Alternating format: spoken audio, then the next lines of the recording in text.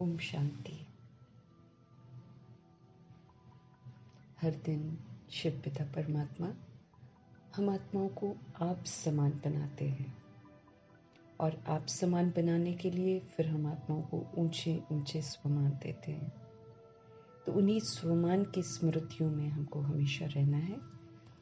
जैसे आज माना कल हमें स्वमान मिला, उस स्वमान की स्मृति से फिर हम परमपिता परमात्मा के महावाक्यों की शुरुआत करेंगे।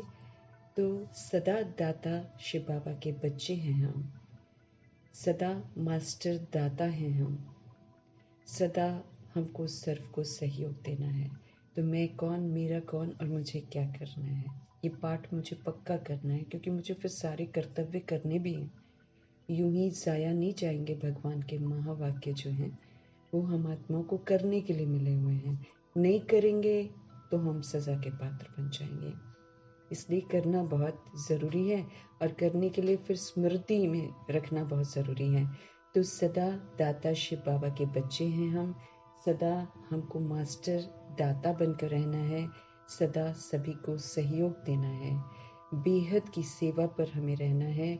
विचित्र बाप की जो विचित्र लीलाएं हो रही हैं उसे विचित्र मधुबन जो है उसके स्थान को प्रत्यक्ष करना है। कैसे करेंगे? बाबा ने बोला अपनी चाल से, और फिर वंडरफुल चाल बनानी है। मन के श्रेष्ठ संकल्प जो हैं वो हमारे कर्मों के द्वारा दिखाई देने चाहिए, जिसमें भगवान ने कहा कि सदा त्रिमूर्ति हम दिखाई दें। त्रिमूर्ति माना ब्रह्मा के समान कर्मयोगी, विष्णु के समान प्रेम और शक्ति से पालना करनी है सभी की, और शंकर के समान फिर तपस्वी वायुमंडल बनाने वाला बनना है। ऐसा जब हम करेंगे तो दूसरे वो अनुभव भी करें। ऐसे नहीं कि खाली हम मुख से बोल रहे हैं, लेकिन वो अनुभव भी होना चाहिए। सारी शक्तियों का स्टॉक हमको जमा करना है, भंडारा अपना भरपूर करना है। दाता के बच्चे हैं हम, इसलिए हमको सहयोग देना है। बिगड़ा हुआ कार्य है, बिगड़े हुए संस्कार हैं, बिगड़े हुए मूड है, उसकी हमको टिक्का टिप्पणी नहीं करनी है, लेकिन अपनी शुभ भावना से उसको ठीक करने का सोचना है। उसमें मुझे सदा सहयोगी बनना है। ये बड़े ते बड़ी प्रभु कहते हैं विशेष देन है। जो बिगड़ा हुआ है उसे देखकर हम डिस्कस करें, उसका चिंतन करें, ये हम आत्माओं का कर्तव्य नहीं है। जहाँ भी कमी नजर आए वहाँ पर उस कमी को भरने का सोचना है। सदा हमारी थॉट जो है वो यही हो कि सब अच्छे ते अच्छा हो रहा है, क्योंकि प्रभु मौजूद हैं ड्रामा में, और सदा अच्छे ते अच्छा करते रहना है। सदा अच्छे ते अच्छा हो रहा है और मुझे सदा अच्छे ते अच्छा करना है। ये समर्थ संकल्प को मुझे सदा साथ रखना, चाहे कुछ भी हो, कितना भी बिगड़ गई हो स्थिति, हमें यही सोचना है कि प्रभु मौजूद हैं, सब अच्छे ते अच्छा हो रहा है और मुझे अच्छा करते रहना है। वर्णन करना है। अगर हम ये चीज़ वर्णन कर रहे हैं कि सब अच्छे ते अच्छा हो रहा है और अच्छे ते अच्छा मुझे करना है, तो ये वर्णन के साथ हमारा जो है निवारण भी होना चाहिए। मतलब फिर प्रैक्टिकल में मुझे निवारण भी करना है, मुझे निर्माण भी करना है, ये मुझे ध्यान रखना है। ये नहीं कि सिर्फ मैं वर्णन कर रही हूँ, मुख से बोल रही हूँ और कर कुछ नहीं रही हूँ, करना भी है। जो कर्तव्य है उसकी सफलता को प्रत्यक्ष रूप में देखते भी रहना है और दूसरी सोल्स को दिखाते भी रहना है। ऐसी तैयारी करनी है। हमें लाइट हाउस बनना है। हर गुण को, हर शक्ति को अपने में धारण कर उससे संपन्न बनना है। सदा शुभ भावना, सदा शुभकामना रखनी है, सभी प्रति रखनी है। विचित्र स्थिति में स्थित होकर, यानी कि आत्मिक स्थिति में स्थित होकर, फिर साकार चित्त के द्वारा अर्थात शरीर के द्वारा हमें ऊंचे कर्तव्य कर अपने पाप को प्रत्यक्ष करना है। मन में हमारे कोई भी हलचल नहीं होनी चाहिए, चाहे स्थिति कितनी भी बिगड़ क्यों न गई हो।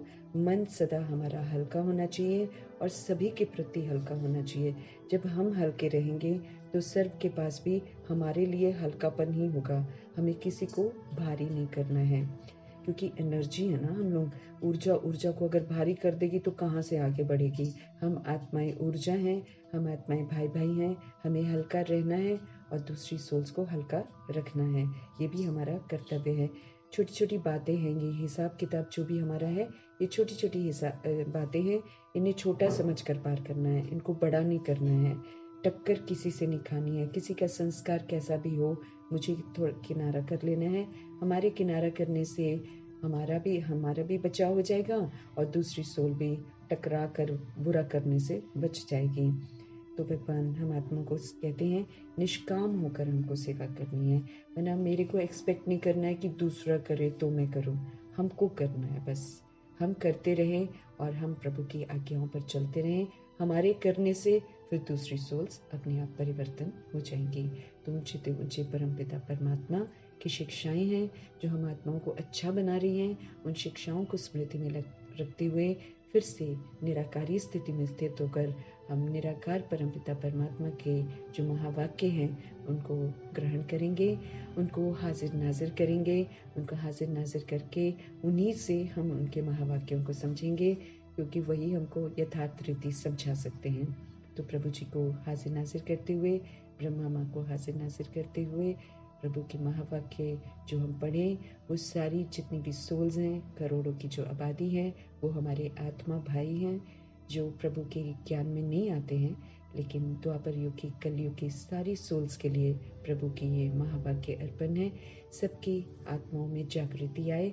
हर आत्मा इस समय विस्मृत हो गई है वो सतोगुणी, है वो परम धाम निवासी, है वो परमात्मा का बच्चा, लेकिन वो लेट आई है, इसलिए विस्मृत वायुमंडल में आने से वो विस्मृत हो गई है। अभी फिर से वो स्मृति स्वरूप बने तो ये प्रभु के जो महावाक्य हैं यही सबको जगा सकते हैं। तो सारे जो महावाक्य हैं ऐसी सोल्स के लिए समर्पित है, और साथ में हमारी जो प्यारी सी प्रकृति है, ये जो प्यारे से तत्व हैं जिन्होंने हमारी बहुत बहुत पालना करी है, जिसको हमने खराब कर दिया ज्ञानतावश और वायुमंडल को भी खराब कर दिया, तो प्रभु के शक्तिशाली समर्थ महावाक्य जो हैं ये प्रकृति के प्रति भी, तत्वों के प्रति भी, वायुमंडल के प्रति भी समर्पित है। सभी का शुद्धिकरण इन्हीं महावाक्यों से हो। इन्हीं दुआओं के साथ हम सबको समर्पित करते हुए, और फिर जो भी प्रभु के आज के महावाक्य हैं और जो विधि प्रभु ने अपना रखी है, हम आत्माओं को अपने स्मृति स्वरूप में लौटने की वो हम देखते हैं। आज बाप दादा हम आत्माओं के लिए कौन सी विधि अपनाकर हम आत्माओं को सही रास्ते पर ला रहे हैं।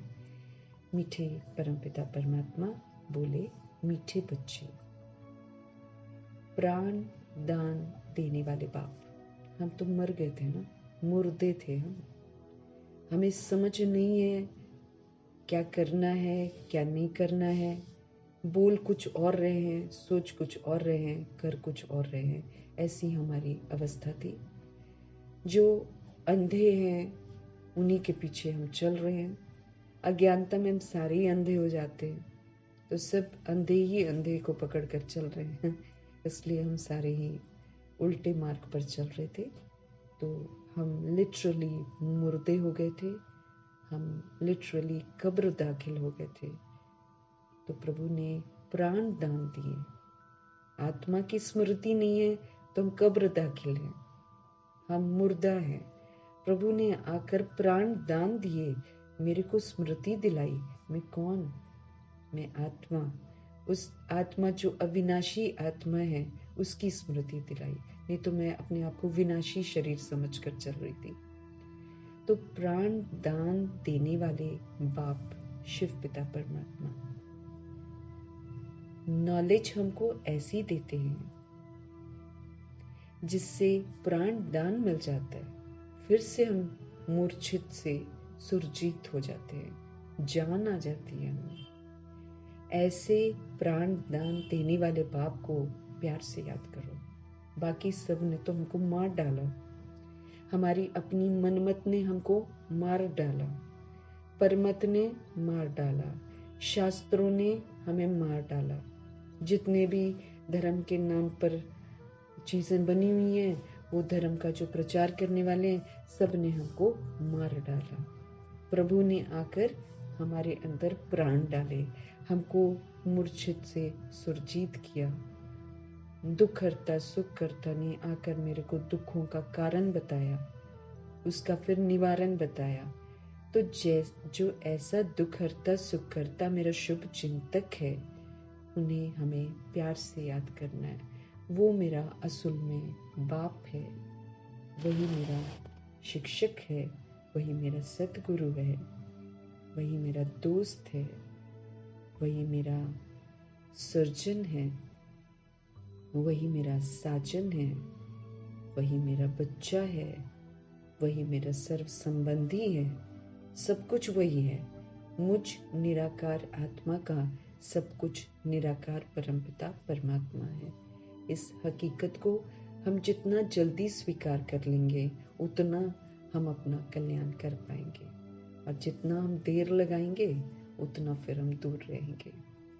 तो प्राणदान जिसने मुझ में जान भरी, जिसने मुझे मूर्छित से सुरजीत बनाया, जिसने मुझे कब्र दाखिल दलदल से निकाला, जिसने मेरे को आत्मा की स्मृति दिलाई, जिसने अपनी स्मृति दिलाई, अपनी पहचान दी, ऐसे परमपिता परमात्मा को हमें बहुत प्यार से याद करना है।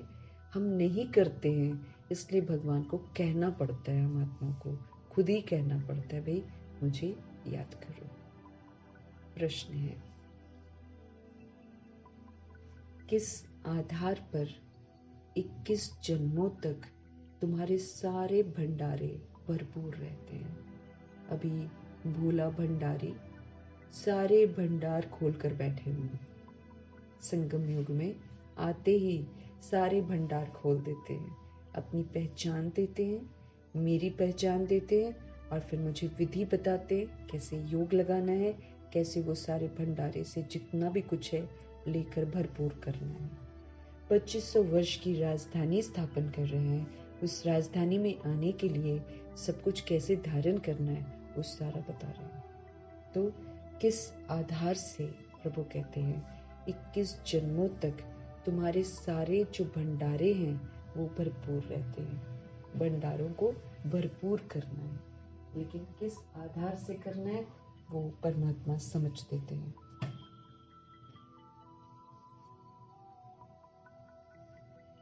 उत्तर है,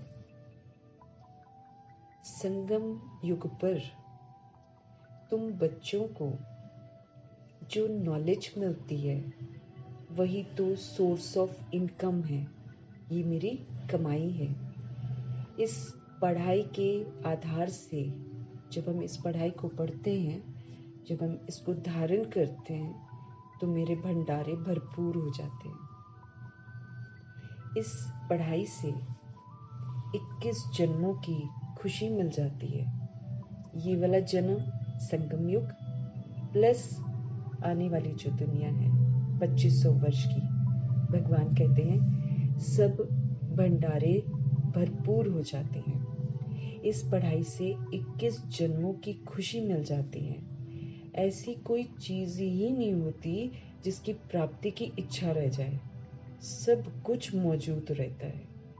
अभी अविनाशी खजानों से हम भरपूर होते हैं, इसलिए अभी हम भरपूर अनुभव करते हैं, और आगे चलकर ये जो अविनाशी खजाने जो हम धारण करते हैं, इसका जो रिटर्न मिलता है वो स्थूल रूप में मिलता है, भरपूर कर देते हैं प्रभु।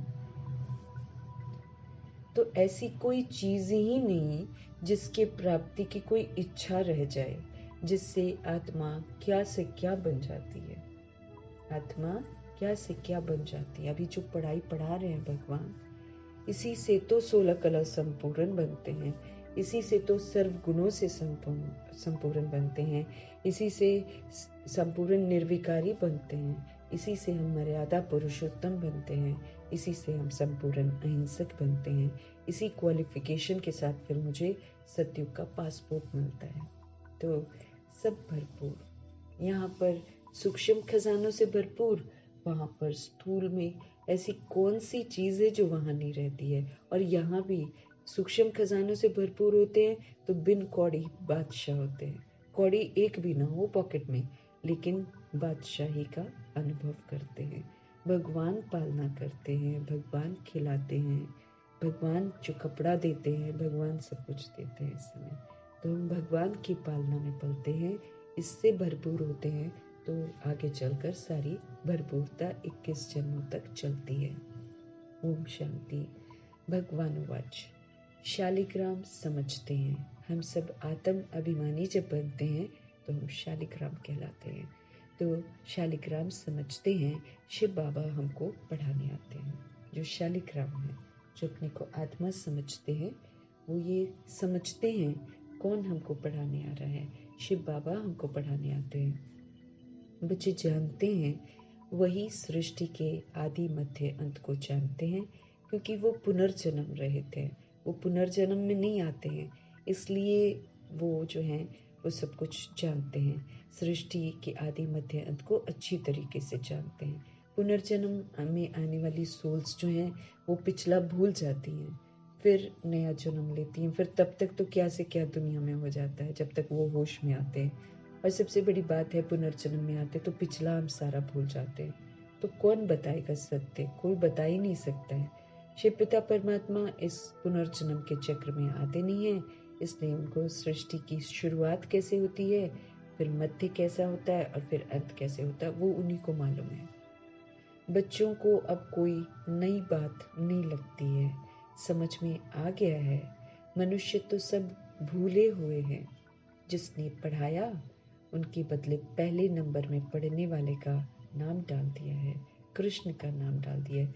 कृष्ण को कृष्ण किसने बनाया उसको नहीं जानते हैं, उसको भूल गए हैं।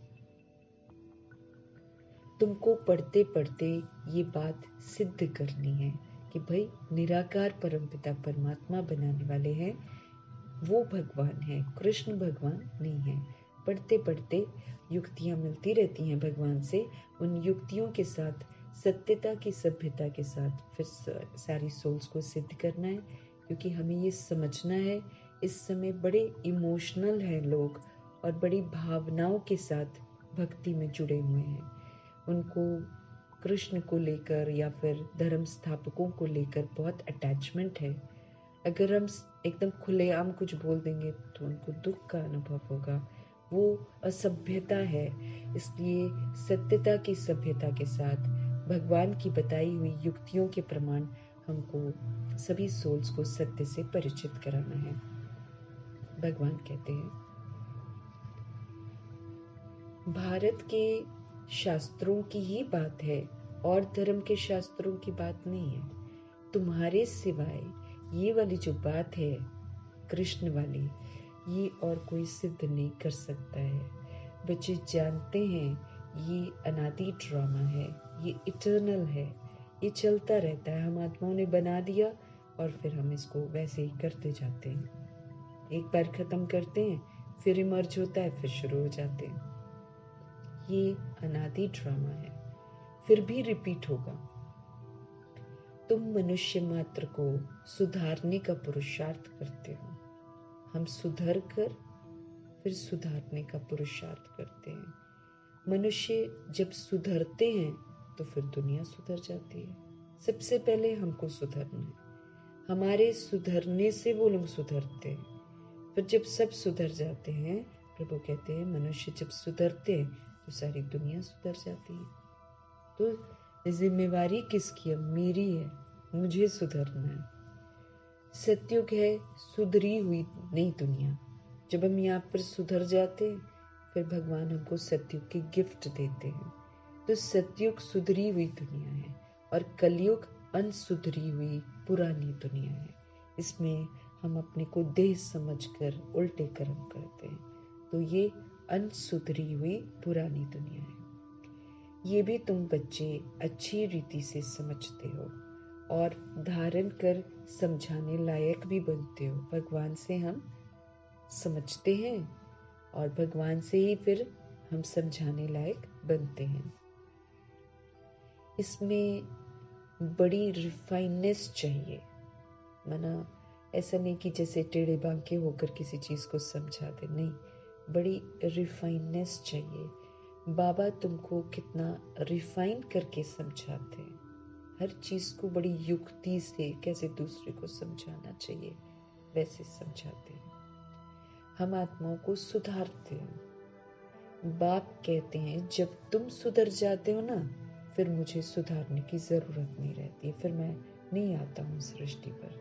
जब तुम सुधर जाते हो फिर मुझे सुधारने की ज़रूरत नहीं रहती है। तुम अभी अन आर्य बन पड़े थे, मना अनसुधरे, बिगड़ गए थे। अब आर्य मना देवी देवता बनना है, वो सुधरे हुए हैं। सो तो सतयुग में ही होंगे। वो सब सुधरे हुए थे, अब अनसुधरेले उनकी पूजा करते हैं। जो अनसुधर जाते हैं वो फिर सुधरे हुए देवी देवताओं की पूजा करते हैं। ये किसी की बुद्धि में नहीं आता है कि हम उनको क्यों सुधरेले कहते हैं। क्यों हम कहते हैं आप 16 कला संपूर्ण हो, आप सर्वगुण संपन्न हो, संपूर्ण निर्विकारी हो, ऐसे जो हम बोलते हैं, तो फिर हम क्यों बोलते हैं?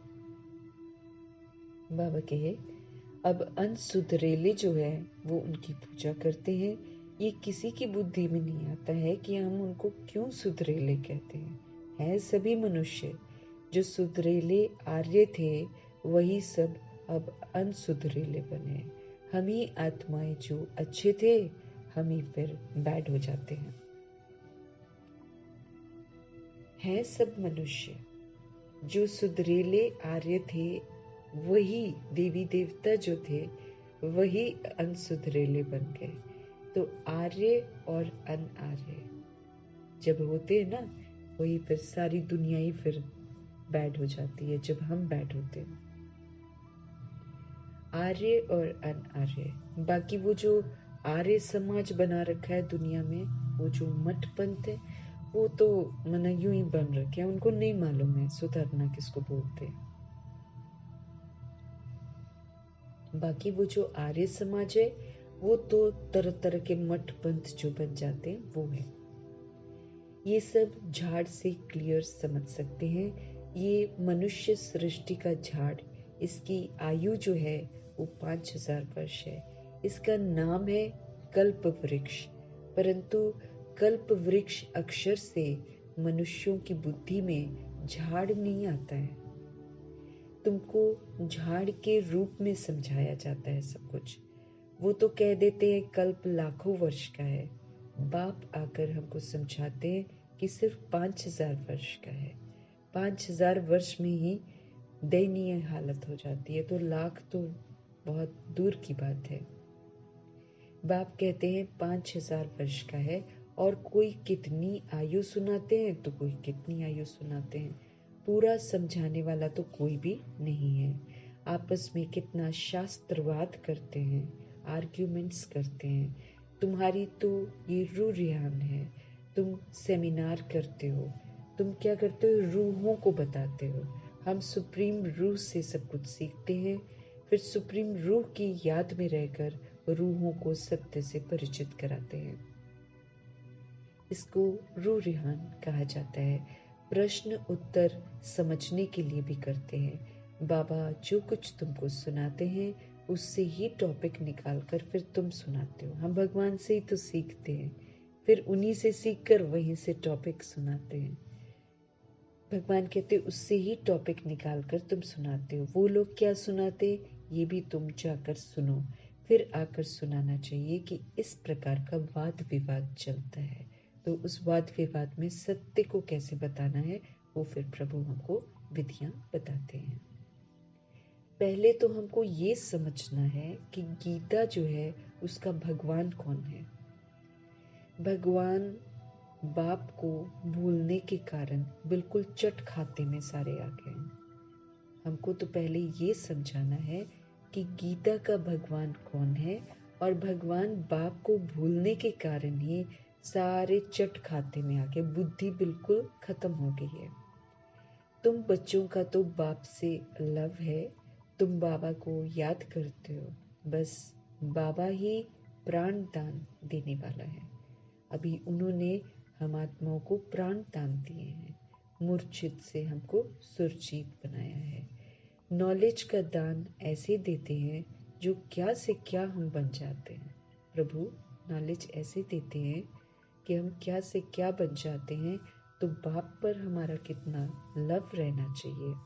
बाबा हमको ऐसी ऐसी नई बातें सुनाते हैं। हम श्री कृष्ण को कितना याद करते हैं, वो कुछ देता ही नहीं है। अभी हमको समझ मिलती है कि श्री कृष्ण हमें कुछ नहीं देते हैं। श्री नारायण को याद करते हैं, याद करने से कुछ होता है क्या? दादा लेखराज श्री नारायण को याद करते थे तो कुछ होता है क्या? नहीं ना, कुछ नहीं होता, उल्टा हम नीचे उतरते हैं। लेकिन जब शिव बाबा उनको मिले तो वो फिर नर से नारायण बन गए।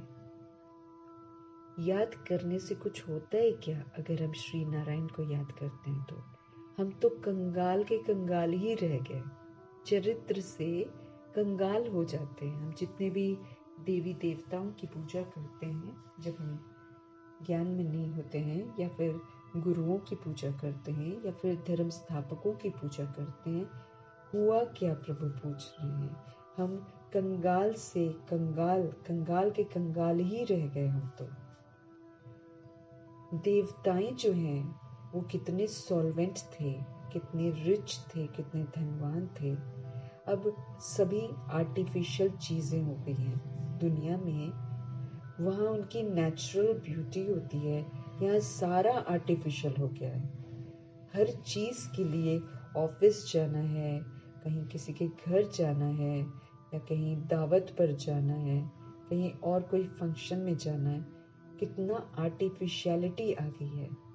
आत्माओं को आर्टिफिशियल चीजों का इस्तेमाल करना पड़ता है और वहाँ बिल्कुल नेचुरल हो जाते हैं।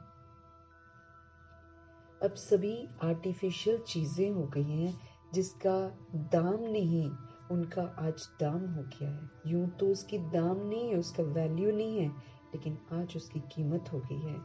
वहाँ अनाज आदि के दाम की बात ही नहीं, वहाँ तो भरपूरता है ना। वहाँ तो नेचुरल जो पेड़ पौधों में जो प्रकृति उपलब्ध कराती है उसको वो लोग लेते हैं, और बहुत नेचुरल शक्तिशाली होता है, क्योंकि खाद भी तो शक्तिशाली बन जाती है। अब इतने करोड़ शरीर जो मरते हैं उसी की तो खाद बनती है, और वो करोड़ शरीर जो मरते हैं उसमें रहते हुए आत्मा प्योर बनती है, इसलिए वो खाद बन जाती है और सत्युग के लिए बहुत खूबसूरत उपजाऊ जमीन मिल जाती है। वहाँ की चीजें जो होती हैं वो बड़ी शक्तिशाली होती हैं। भगवान समझ देते हैं वहाँ अनाज आदि के दाम की तो बात ही नहीं है, सबको मिली हुई है अपनी अपनी प्रॉपर्टी, कोई खरीदता बेचता नहीं है वहाँ पर। हम यहाँ से कमा कर जाते हैं, प्रभु वो हमें गिफ्ट के रूप में देते हैं।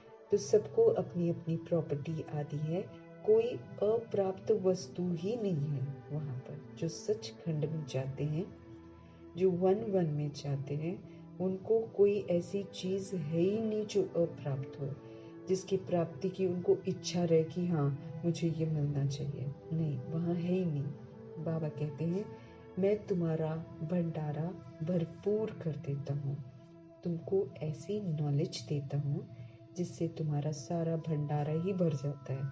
हमें अभी भी संगम युग में भी किसी चीज की जरूरत अनुभव नहीं होती है।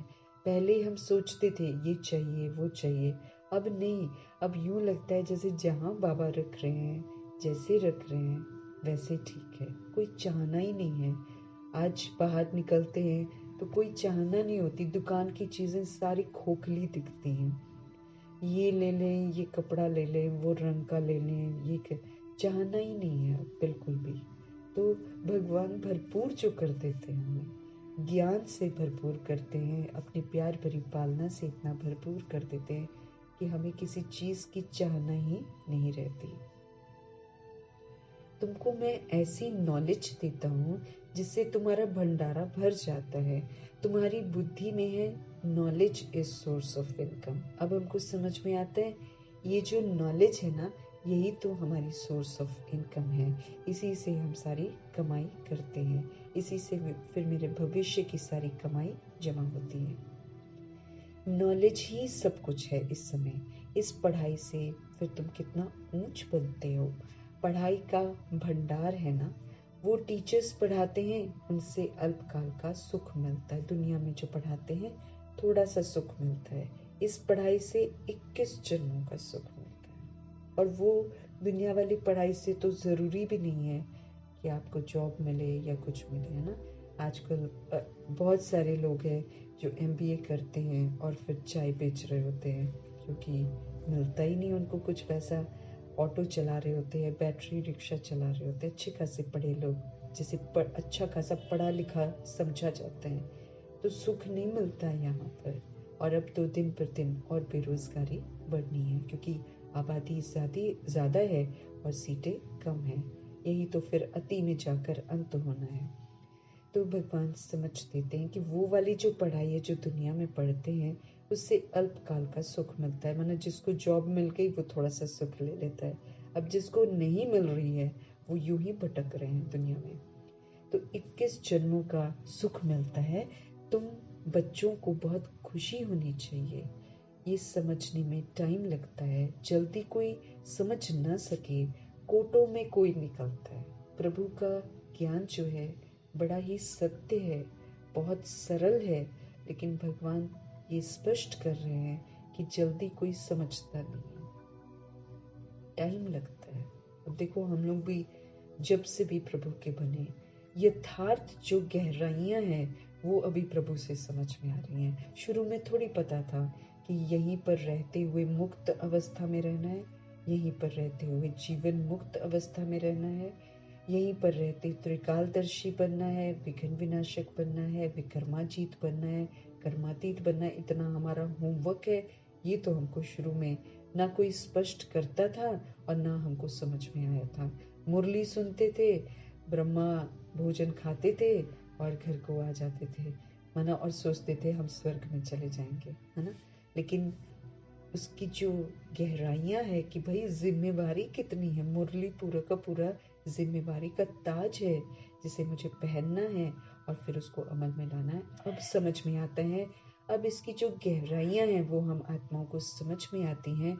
भगवान कहते टाइम लगता है, समझ में आने में टाइम लगता है। जैसे प्रजापिता ब्रह्मा, उनको भी 8 वर्ष लगे थे हकीकत को समझने में। चल तो वो तुरंत पड़े थे कि जो कहा जा रहा है, जो एनर्जी कह रही वो तो शिव बाबा करा रहे थे, वो चल तो पड़े थे, लेकिन एग्जैक्टली ये जो ज्ञान है कि माना एग्जैक्टली क्या करना है इसमें, उसको यथार्थ समझने में उन्हें भी 8 वर्ष लगे थे। तो टाइम लगता है और जल्दी कोई समझ नहीं सकता। फिर भगवान कहते इसलिए इसमें कोटों में कोई ही निकलते हैं। तभी तो 16,108 33 करोड़ बच्चों में से 8 को सबसे अच्छा, पहले तो प्रजापिता ब्रह्मा और मातेश्वरी, इनको एग्जैक्टली समझ में आता है। 8 रत्नों को समझ में आता है, फिर 100 को, फिर 16,000 को, ऐसे करके समझ में आता है। जल्दी कोई समझता नहीं है, कोटों में कोई ही निकलता है। तो जो पास विद ऑनर सोल्स हैं, 8 रत्न जो है वो पास विद, कितने कम निकलते हैं बच्चे भगवान के। जो बच्चे, यूं तो बेहद की दुनिया भगवान की है, लेकिन 16,108 33 करोड़ बाबा तो कहते हैं ना, पहचानते तो हैं, लेकिन उसमें भी कोटों में कोई ही निकलकर 8 जो है वो पास विद ऑनर बनते हैं।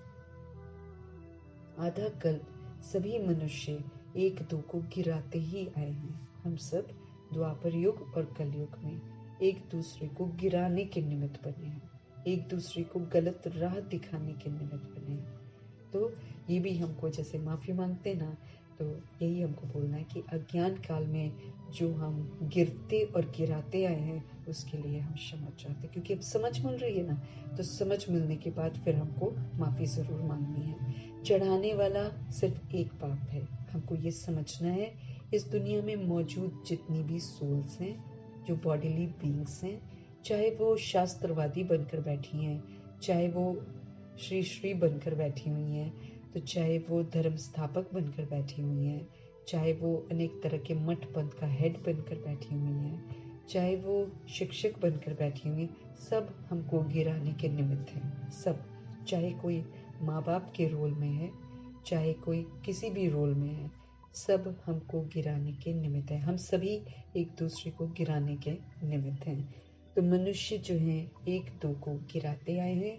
चढ़ाने वाला वो सिर्फ एक पाप है, तो चढ़ाने वाले का संग करना है ना, सत्य बताने वाले का, हमको फिर से दिव्य आत्मा बनाने वाले का, चढ़ाने वाले पाप का संग करना है, उनके साथ रहना है, उनको याद करना है। बेहद की पढ़ाई पढ़ाने वाले के बदले पढ़ने वाले का नाम डाल दिया। अब गलती क्या हो गई है, क्योंकि समझ नहीं है ना, पुनर्जन्म में आने से हम सब भूल जाते हैं। इसलिए जो बेहद की पढ़ाई पढ़ाते हैं, जो सब कुछ सुधारते हैं, शिव पिता परमात्मा, उनको उनका नाम डालने की जगह कृष्ण जी का नाम डाल दिया, जो कि उनकी पढ़ाई पढ़कर फिर वैसा बनते हैं। ये गलती हो गई है। दुनिया इन बातों को नहीं जानती है। कहते हैं भगवानुवाच पढ़ा कर गए, फिर उनका कोई शास्त्र रहता नहीं है। सतयुग में कोई शास्त्र नहीं है, ये सब भक्ति मार्ग के शास्त्र हैं। कितना बड़ा झाड़ है, भक्ति की ये अनेक टालियां न हो तो फिर झाड़ का जो नाम है वो भी न रहे। ये सब धारणा करने की बातें हैं। तुम धारणा करते हो, तुम समझते हो। पढ़ाने वाला तो पढ़ाकर गुम हो जाता है।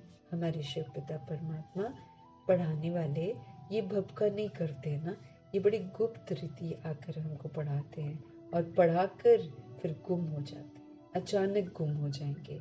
इसलिए जब तक वो मेरे साथ है, मुझे उनके साथ रहना है। बाकी सारा संग बुद्धि से छोड़ देना है। जो प्रभु कहते हैं वो मुझे करना है, नहीं तो रोते रह जाएंगे और पश्चाताप करते रह जाएंगे। पढ़ने वाले आकर विश्व के मालिक बनते हैं। कितनी नई बातें हैं, एक भी बात कोई की बुद्धि में बैठती नहीं है सारी नई बातें, लेकिन कोई भी बात जो है वो किसी की भी बुद्धि में बैठती नहीं है। स्टूडेंट भी तुम सब नंबरवार हो, भगवान समझते रहे। आप स्टूडेंट हो, लेकिन आप सब नंबरवार हो।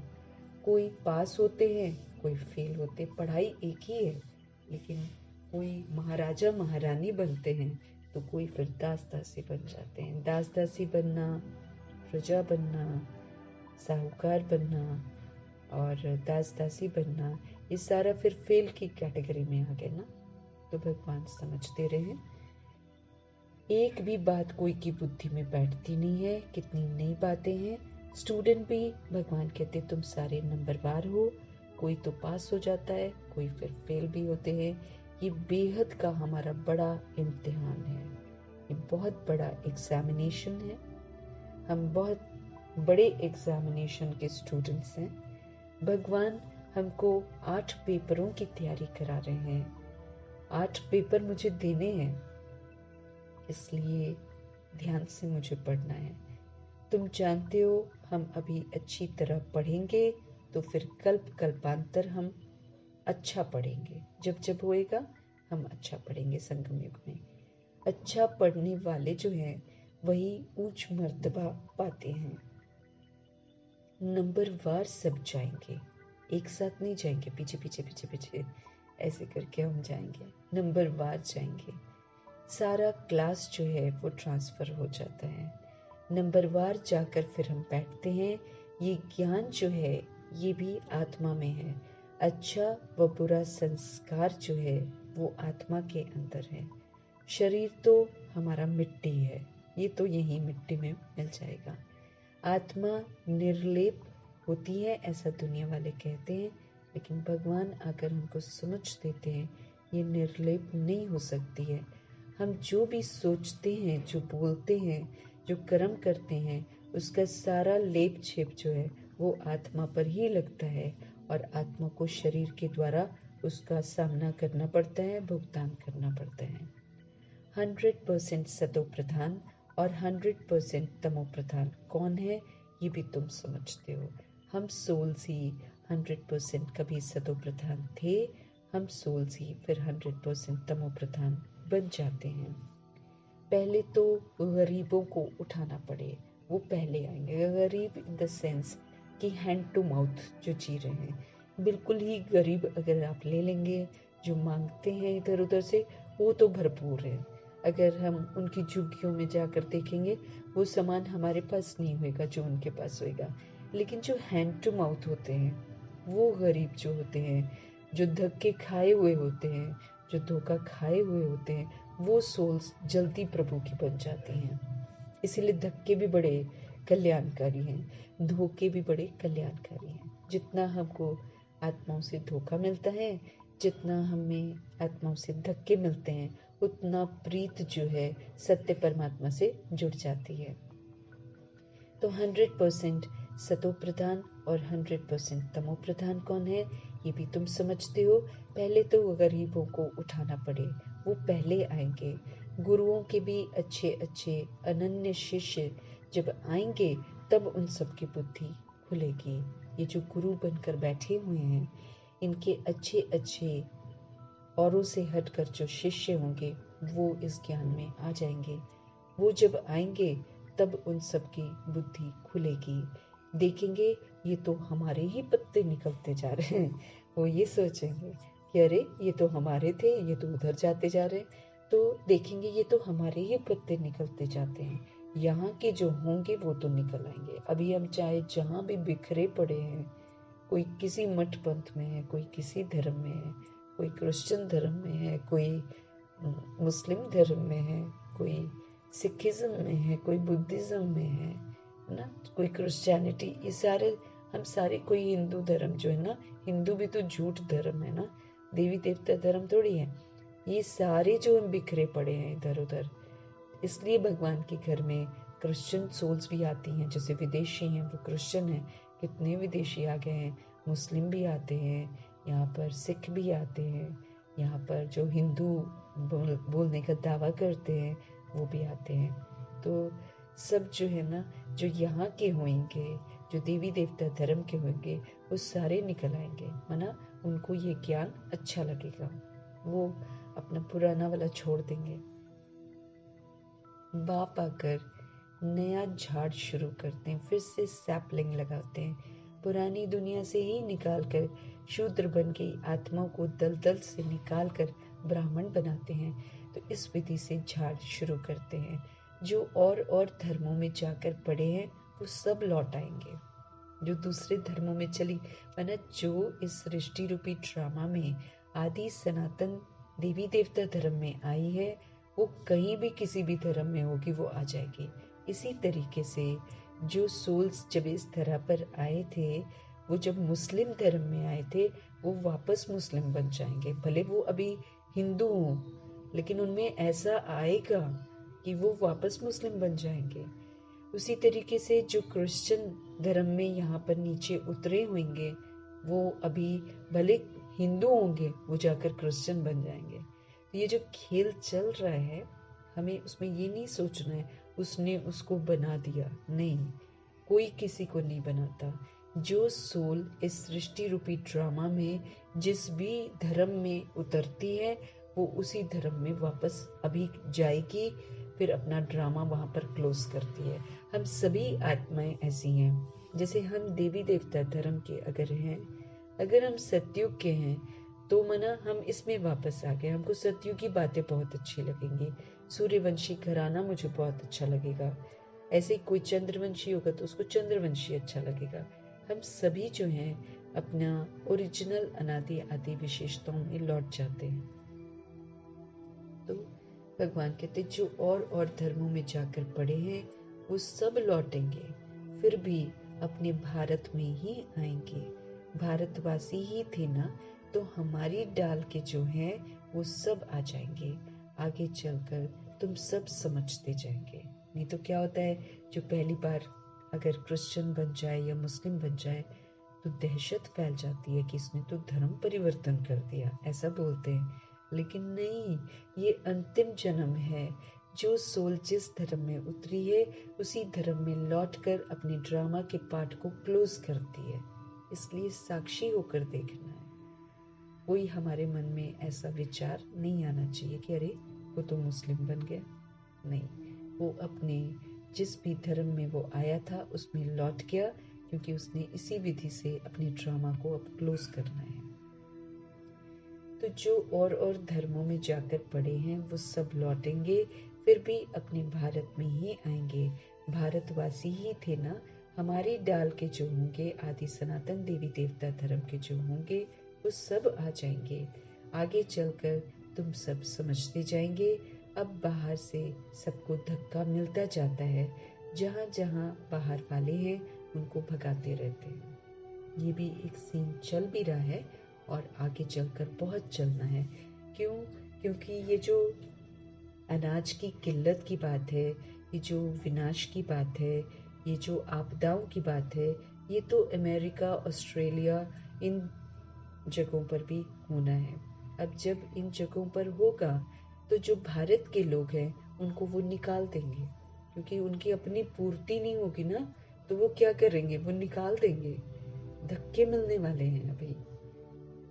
तो भगवान, इसीलिए बाबा ने एक मुरली में बोला था, भाई तुम अगर बाहर जा रहे हो ना तो सोच समझ कर जाना। उसमें भी बाबा ने यही स्पष्टीकरण किया था कि तुम वापस नहीं आ पाओगे। कई लोग जाकर आपदाओं में भी फंस जाएंगे, कईयों को धक्के मिलेंगे, निकाल दिए जाएंगे, ना यहाँ के रहेंगे ना वहाँ के रहेंगे, ऐसी वाली हालत हो जाएगी। उसमें फिर कई मारे भी जाएंगे। तो अभी बहुत कुछ हुआ भी है ना बीच में, तो उसमें निकाल देते हैं, स्टूडेंट्स को वापस भेजते हैं, निकलो तुम यहाँ से। फिर कई स्टूडेंट्स उसमें मर जाते हैं। तो ऐसे धक्के मिलते रहते हैं, सबको धक्का मिलता जाता है। जहाँ जहाँ बाहर वाले हैं उनको भगाते रहते हैं, समझते हैं ये बहुत धनवान हो गए हैं, यहाँ वाले गरीब हो गए। वो ऐसा सोचते हैं कि जो भारत के लोग आ गए, क्योंकि भारत के लोग जाकर वहाँ पर कोई भी काम कर देते हैं। कोई ट्रक चला लेगा, तो कोई गाड़ी चला देगा, कोई सफाई कर देगा, कोई वहाँ का कूड़ा ही उठा देगा, क्योंकि उनके तो कूड़े भी बड़े डिग्निफाइड तरीके से फेंके जाते हैं, तो उसके लिए भी दिक्कत नहीं होती है। वो भी कर देते हैं, कुछ खान पान बना देते हैं, समोसे बना लेंगे, कुछ पैक कर देंगे। ऐसे ऐसे काम करके हिंदुस्तानी तो वहाँ जाकर खूब सारा पैसा जमा कर लेते हैं। तो जब वहाँ के लोग में किल्लत आ जाती है, वो लोग देखते हैं कि ये तो बहुत धनवान हो गए हैं, यहाँ वाले गरीब हो गए हैं, वो भारत के लोगों को एकदम निकाल देंगे, कभी भी निकाल देंगे। ये वाला खेल भी अभी चलना है, वैसे करते भी हैं, लेकिन आगे चलकर ये खेल चलना है। पिछाड़ी में सबको अपने अपने धर्म में जाना ही होता है। जो सोल जिस भी धर्म में आई है वो उसमें वापस चली जाएगी। इसलिए कोई चिंतन हमारा नहीं चलना चाहिए, अच्छा ये ऐसा हो गया वैसा हो गया, नहीं। सोल अपना रोल प्ले कर रही है। तो पिछाड़ी में सबको अपने अपने धर्म में जाना होता है। आखिर सब अपने अपने घर की तरफ भागेंगे जरूर। जितने गए हुए हैं ना बाहर, सब भागेंगे, कहीं के नहीं रहेंगे, क्योंकि हिसाब किताब बड़े जबरदस्त चुकते होने। विलायत में कोई मरता है तो उनको भारत में ले आते हैं, क्योंकि भारत फर्स्ट क्लास पवित्र भूमि है। ये ओरिजिनलिटी जो है इसकी पवित्रता की है। भारत में ही नई दुनिया थी। इस समय इसको वॉइसलेस वर्ल्ड नहीं कह सकते, इस समय तो विकारी वाली दुनिया है। लेकिन जब ये वॉइसलेस वर्ल्ड होता है तो ये इसके जैसा खूबसूरत भारत और कोई होता ही नहीं है। खूबसूरत जगह जो है, ऐसी जगह कभी नहीं होती है कहीं पे जैसे भारत होती है। वॉइसलेस, एकदम विकार का नाम निशान नहीं होता है। ये है विशियस वर्ल्ड। जो दुनिया है वो इस समय विशियस वर्ल्ड है, गंदी दुनिया हो गई है, सारे विकारों से भरी पड़ी है। इसलिए बुलाते हैं, हे पतित पावन आओ, आकर हमको अब पावन बनाओ। क्योंकि जब तंग हो जाती है सोल्स तो फिर पुकारती है प्रभु को कि भाई अब आकर हमको पावन बनाओ। बस दुनिया तो यही है, परंतु इस समय दुनिया में कोई पावन तो है नहीं। पावन आत्माएं जो है वो मूल वतन में रहती हैं। प्योर सोल्स जो है वो मूल वतन में रहती है, परम धाम में रहती हैं। वो है ब्रह्म महतत्व, वो परम पिता परमात्मा वहीं रहते हैं, और हम सभी आत्माएं भी वहीं की रहने वाली हैं। वो आत्माओं के रहने का स्थान है, और सभी पावन बनकर अभी वहीं पर जाएंगे। भगवान हमको पावन बना रहे हैं, हमको पावन बनकर वापस घर जाना है, क्योंकि सृष्टि को यहाँ पर क्लीन होना है, सतयुग को शुरू होना है। इसलिए कलयुग का नाम निशान खत्म होना है। जो भी कलयुग में दिखाई देता है वो सारा खत्म होना है। फिर नंबरवार हम सब आएंगे पाठ बजाने। जैसा पाठ मैंने रिकॉर्ड किया होगा, अगर मैंने सूर्यवंशी संस्कार बनाए होंगे तो हम 111 में आएंगे, और अगर हमने चंद्रवंशी संस्कार बनाए होंगे तो फिर हम 1250 वर्ष के बाद आएंगे। जिसने जैसे संस्कार बनाए होंगे वैसे वो नंबरवार सृष्टि रूपी ड्रामा में प्रवेश करेंगे। आदि सनातन देवी देवता धर्म जो है उसकी ये नींव है, फाउंडेशन है। फिर 3 ट्यूब्स निकलती हैं, ये तो देवता धर्म है, ये कोई ट्यूब नहीं है। फिर बाद में जो धर्म वगैरह निकलते हैं ना, उनकी बात बाबा कह रहे हैं। ये तो देवता धर्म है, ये कोई ट्यूब नहीं है। पहले ये फाउंडेशन, फिर 3 ट्यूब्स जो हैं अलग अलग धर्मों की, वो बाद में निकलती है। मुख्य 4 धर्म है, एक देवी देवता धर्म है जो अभी प्राय लोप है। सबसे अच्छा धर्म जो है ये ब्राह्मण धर्म है जो प्रभु अभी स्थापन करते हैं। इसमें ईश्वरीय मर्यादाएं हैं, ईश्वरीय नियम है। ये धर्म सबसे अच्छा है क्योंकि इसी में तो हम अच्छा बनते हैं और प्रभु फिर हमारे जो हमारे प्रभु हैं वो इस समय मौजूद है। तो ये धर्म जो प्रभु ने स्थापन किया, ये सबसे अच्छा धर्म है। इनकी बहुत महिमा है। हीरे जैसा तुम यहाँ ही तो बनते हो, हम ब्राह्मण बनकर ही तो हीरे जैसा बनते हैं, तो इसकी बहुत महिमा है। हीरे जैसा तुम यहाँ बनते हो, बाप तुमको यहाँ पढ़ाते हैं तो तुम कितने बड़े हो। देवताओं से भी तुम ब्राह्मण बड़े नॉलेजफुल हो, क्योंकि देवताओं को तो ये वाली नॉलेज नहीं होगी, तो हम उनसे भी ज़्यादा नॉलेजफुल हैं। वंडर है ना, हम जो नॉलेज लेते हैं वो हमारे साथ चलती है। ये ऐसी नॉलेज है जिससे मुझे प्राप्तियाँ होती हैं और ये मेरे साथ चलती है। फिर वहाँ नॉलेज को हम भूल जाते हैं। तुम जानते हो पहले हम क्या पढ़ते थे, अब हम क्या पढ़ते हैं। ICS वाले क्या पढ़ते हैं और बाद में फिर क्या पढ़ते हैं, फर्क तो है ना।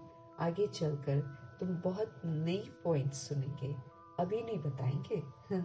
सो स्वीट है ना। भगवान कह रहे हैं आगे चलकर तुम बहुत नई पॉइंट सुनोगे, तो जो पढ़ते रहेंगे वही तो सुनेंगे, जो पढ़ाई छोड़ देंगे वो फिर वंचित हो जाएंगे। जैसे मातेश्वरी कहती हैं, अगर तुम पूरा नहीं पढ़ोगे तो फिर तुम पूरा पास कैसे होगे। तो उन्होंने तो पूरा पढ़ लिया, उनको तो भगवान जी ने पूरा पढ़ाया है। A to Z उन आत्माओं ने विचार सागर मंथन करके हर पॉइंट को समझाया। मातेश्वरी तो वैसे ही हर एक पॉइंट पर 1 घंटा बोल सकती थी, तो वो तो उन्होंने तो मंथन मनन चिंतन सब कुछ करा सारे पॉइंट्स में। अब हमारी बारी है, हमें भी नए पॉइंट्स सुनाए जाएंगे, लेकिन भगवान कहते अभी नहीं बताएंगे। पाठ भी आगे सुनने का, जब पाठ ही आगे सुनने का है तो अभी क्यों बताएं। बुद्धि में रहता है नॉलेज का पाठ जब पूरा होना होगा तब हम भी उस समय बाबा के ज्ञान को धारण कर लेंगे, तब बाबा हमको नए वाले पॉइंट सुनाएंगे। फिर हमारा पाठ जो है वो स्वर्ग में शुरू हो जाएगा, उनका पाठ पूरा हो जाएगा, भगवान का पाठ पूरा हो जाएगा। बुद्धि में बहुत अच्छी धारणा चाहिए, जो भगवान कहते वो हमको करना है। सिमरन करते रहो, बाप को याद करते रहो। याद नहीं होगी तो फिर भगवान कहते फिर हम अच्छा पाठ बजाएंगे नहीं, फिर हमारा मर्तबा भी कम हो जाएगा। बाप को याद करते करते ये जो शरीर का भान है वो निकल जाएगा। जिसको हम याद करते हैं वैसे ही हम बनते जाते हैं। अगर हम निराकार बाप को याद करेंगे तो हम भी निराकारी बन जाएंगे। बाप को याद करते रहने के लिए भगवान हमको इसलिए कहते हैं, याद नहीं करेंगे तो मर्तबा मेरा कम हो जाएगा। बाप को याद करते करते फिर मेरा शरीर का भान निकल जाएगा, क्योंकि वो निराकारी है। उनके साथ रहेंगे तो फिर हम भी निराकारी बन जाएंगे। शरीर का जो कॉन्शियसनेस है वो खत्म हो जाएगा। सन्यासी जो होते हैं वो भी इस अवस्था का अभ्यास करते करते क्या करते हैं, शरीर छोड़ देते हैं। सन्यासी भी इस अवस्था का अभ्यास करते हैं, अभ्यास करते करते वो शरीर को छोड़ देते हैं, परंतु उन्हों का रास्ता अलग है, इसलिए उनको फिर जन्म लेना पड़ता है। हमको जन्म नहीं लेना है। अब यहाँ पर फॉलोअर्स समझते हैं वो ब्रह्म में लीन हो गए, फिर वापस आ नहीं सकते। बाप समझाते हैं वापस कोई जा नहीं सकता, सब यही रहते हैं। वो फिर से गर्भ जेल में जाते हैं, फिर से जन्म लेते हैं, फिर से उनका संन्यास धर्म का जो संस्कार है वो फिर इमर्ज होता है, वो फिर से सन्यासी बनते हैं। लेकिन गलती ये कर बैठते हैं कि गृहस्थियों के घर का खाते हैं, इसलिए उनका बंधन बन जाता है, इसलिए वो फिर गृहस्थियों के घर में फिर से पैदा होते हैं, वो ब्रह्म में लीन नहीं होते हैं। बाप समझाते हैं वापस कोई भी जा नहीं सकता है। पिछाड़ी में सारे एक्टर्स जो हैं जब स्टेज पर आएंगे तब फिर घर जाएंगे। वो है हद का विनाशी नाटक जो दुनिया वाला है, वो हद का विनाशी नाटक है, ये बेहद का अविनाशी नाटक है। दुनिया में जो फिल्में बनाते हैं 3 घंटे की फिल्म है, ऐसे कोई नाटक बनाते हैं तो 1 घंटे का नाटक बनाते हैं, लेकिन ये जो नाटक है ये 5000 वर्ष का है, ये बेहद का है, ये बेहद का अविनाशी नाटक है। ये कभी भी विनाश नहीं होता, क्योंकि इसकी रिकॉर्डिंग करने वाली अविनाशी आत्मा है जो मरती नहीं, इसलिए उसका पार्ट कभी बदलता नहीं। तुम अच्छी तरह समझा सकते हो, ये ड्रामा जो मिसल चलता है, शुरू में तो जो मिसल चलता है, एंड अब जब आ गया है ना तो तकलीफें बढ़ जाती हैं, इसलिए फिर अब थोड़ा फास्ट जाता है। तुम अच्छी तरह से समझा सकते हो कि ये जो ड्रामा 5000 वर्ष का है, ये जो मिसल चलता है, शुरू में सत्युग में 24 घंटे दिन 24 घंटे रात, तो कितना धीरे धीरे चलता है, आराम आराम से चलता है। तो भगवान कहते हैं वो तो फिर छोटे छोटे ड्रामा बनाते हैं दुनिया में, झूठी फिल्में बनाते हैं, उनमें थोड़ी अच्छी बातें होती हैं, जैसे विष्णु अवतरण दिखाते हैं, ऐसे नहीं ऊपर से कोई उतर आता है। लक्ष्मी नारायण पाठ बजाने आते हैं, बाकी ऊपर से तो कोई नहीं आते हैं। अब तुम बच्चों को पाप पढ़ाते हैं, तब ये बातें जो है तुम सब समझ सकते हो। अब सत्य परमपिता परमात्मा जब हम आत्माओं को पढ़ाते हैं, तब जाकर हमको बातें समझ में आती हैं। तो दुनिया में झूठी फिल्में बनाते हैं, झूठे झूठे ड्रामा बनाते हैं, और फिर उनमें थोड़ी सी अच्छी बातें भी डाल देते हैं, बाकी फिर कुछ कुछ और भी डाल देते हैं, लेकिन फिर गलत राह दिखाते हैं। फिर कुछ भगवान भक्ति वाली मूवीज भी बना देते हैं, विष्णु अवतरण दिखा देते हैं, लेकिन उसमें दिखाते ऊपर से विष्णु आते हैं, लेकिन यहाँ ऐसा नहीं है। यहीं पर सोल्स जो हैं विस्मृत होती हैं, पर सोल्स जो हैं वो विस्मृत होती हैं, साधारण बन जाती हैं, और फिर प्रभु आकर फिर साधारण से असाधारण बनाते हैं, विशेष बनाते हैं। तो यहाँ पर ब्रह्मा से विष्णु, विष्णु से ब्रह्मा बनते हैं, ऊपर से विष्णु जी नहीं आते हैं, पर वो लोग दिखा देते हैं। तो ऐसे नहीं कि ऊपर से कोई उतर आता है, लक्ष्मी नारायण पाठ बजाने आते हैं, बाकी ऊपर से नहीं आते हैं। अब तुम बच्चों को पाप पढ़ाते हैं, तब जाकर ये सारी बातें जो हैं हम समझ सकते हैं। पहले तुम भी तुच्छ बुद्धि थे, है ना, ये हमको सदा याद रखना चाहिए, ताकि हमारे में अभिमान ना आए। नहीं तो क्या होता है कि हम ज्ञान में आते हैं, तो जो ज्ञान में नहीं होते हैं उनको फिर हम तुच्छ नज़रों से देखते हैं और अभिमान करते हैं, हमें तो मालूम है इनको। दैट इज़ रॉन्ग, क्योंकि बाबा कहते तुम भी तो पहले तुच्छ बुद्धि थे, हमको भी कहाँ कुछ, जो दुनिया कर रही वो हम भी तो कर रहे थे, तो हम भी तुच्छ बुद्धि थे। जब बाप ने समझाया तब जाकर हमारा कपाट खुला तब जाकर बुद्धि का ताला खुला, तो समझ में आ रहे हैं। अब अभी भी पूरा नहीं खुला है, स्मृति स्वरूप बन जाएंगे, फिर सारा कुछ स्पष्ट हो जाएगा, फिर हम अवेकेंड सोल कहलाएंगे। तब तक तो खुल रहा है, कपाट हमारे खुल गए हैं, है ना। तो इतना समय जो कुछ सुना है वो कोई काम का नहीं था, इसलिए जैसे कल भी बाबा ने बोला, जो कुछ तुमने सुना है उसको तुम भूल जाओ। वो तो सुनकर भी हमारी बुद्धि के ताले बंद थे, हम उल्टे ही काम कर रहे थे। तो जो दुनिया में हमने इतना कुछ सुना है, चाहे धर्म स्थापकों के द्वारा या धार्मिक पुस्तकों के द्वारा, भगवान कहते किसी काम का नहीं है। तो इतना समय जो कुछ सुना वो कोई काम का ही नहीं था, और ही हम उससे गिरते गए हैं, इसलिए तुम सबसे लिखवाते हो। जब लिख कर देवे तब तो समझा जाए ना कि कुछ बुद्धि में बैठा है। भगवान कहते हैं गिरते ही आए हैं, इसलिए तुम सबसे लिखवाते हो। जब लिख कर देवे तब तो समझा जाए ना कि कुछ बुद्धि में बैठा है। बाहर से आते हैं, फॉर्म भराते हैं, तो मालूम पड़े कि वो हमारे कुल का है या नहीं। तो मूल बात है बाप को जानना, आत्मा को बाप को जानना बहुत ज़रूरी है। समझे कि बरोबर कल्प कल्प बाप हमको पढ़ाते हैं। ये पूछना है कब से पवित्र बने हो, क्योंकि जल्दी नहीं सुधरते हैं ना, घड़ी घड़ी माया पकड़ लेती है, क्योंकि हमें तो संकल्पों से भी प्योर बनना है। इसलिए पूछते हैं कब से पवित्र बने हो। जल्दी नहीं सुधरते हैं। घड़ी घड़ी माया जो है वो पकड़ लेती है, नाम रूप में फंसा देती है। देखती है अगर कच्चा है तो फिर उसको हप कर लेती है, फिर तो लगा देती है उसको दूसरे रास्ते पर। कई महारथियों को भी माया हप कर गई। हमें बड़ा अटेंशन रखना है। हम ज्ञान में चल रहे हैं डजंट मीन कि हम बस सेफ ही हैं और हम अच्छे ही रहेंगे।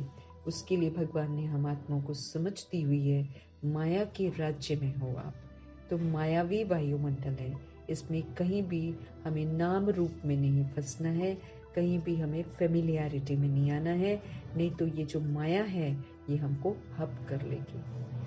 कहीं भी नाम रूप या माना अपने को शरीर समझना या शरीर के जो परधर्म है उसको यूज करना, इसी से तो हम गड़बड़ हो जाते हैं।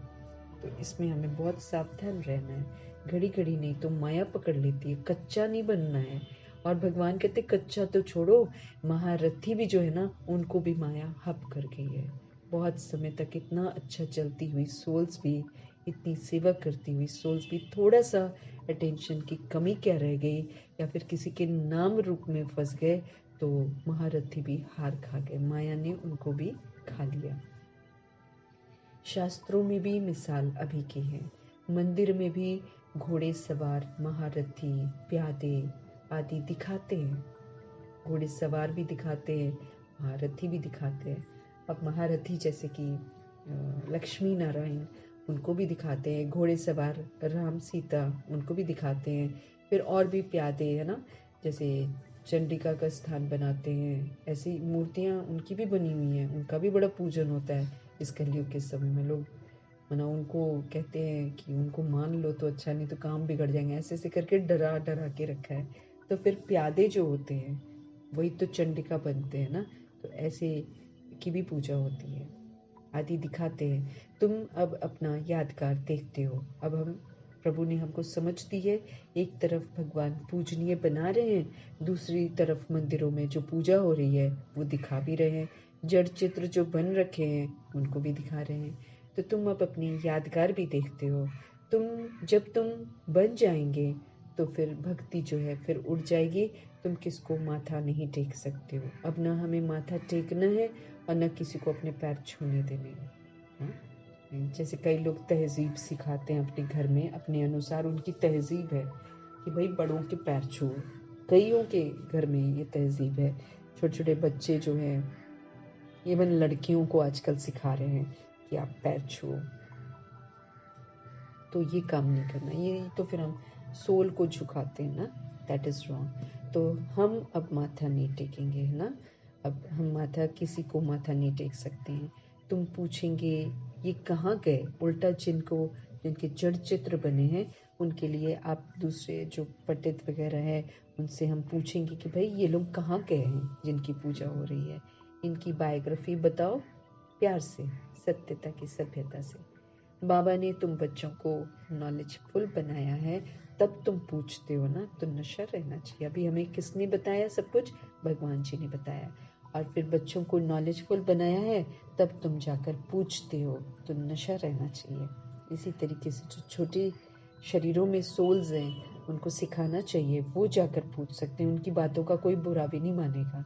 जैसे रिश्तों में जाते हैं ना, तो ऐसा सिखा कर लेकर जाना चाहिए कि बच्चे वहाँ पर ऐसे ऐसे प्रश्न पूछें उनसे, तो उनका भी दिमाग ठन के भैया इनको कहाँ से पता चल रहा है, ये तो प्रश्न बड़े अच्छे पूछ रहे हैं, तो दस्तक तो दे देंगे ना, हो गई सेवा। फिर यही तो सेवा है, जागृत करना। क्योंकि ब्रह्मा, प्रजापिता ब्रह्मा ऐसे ही करते थे। दादियाँ छोटी छोटी थी तो छोटो छोटों को जाकर बोल, जो सबसे छोटी होती थी ना उसको जाकर बोलते थे, वहाँ जो साधु सन्यासी बैठे हैं ना वहाँ जाकर ऐसे ऐसे प्रश्न जाकर पूछो। तो वो लोग जाती भी थी, वो पूछते थे, तो वो लोग बड़ा आश्चर्य करते थे, अरे इतने छोटे बच्चे, ये तो सोचने वाले सवाल हैं जो पूछ रही हैं। तो उस पर लोगों का ध्यान जाता था। तो ये भी अंतिम समय की अभी सेवा चल रही है, तो इसमें भी अपने जो शरीर में छोटे बच्चे हैं उनको तैयार करना चाहिए कि वो सत्य बताएं दूसरों को। उनके मुख से बोला गया सत्य जो है वो किसी को बुरा भी नहीं लगेगा।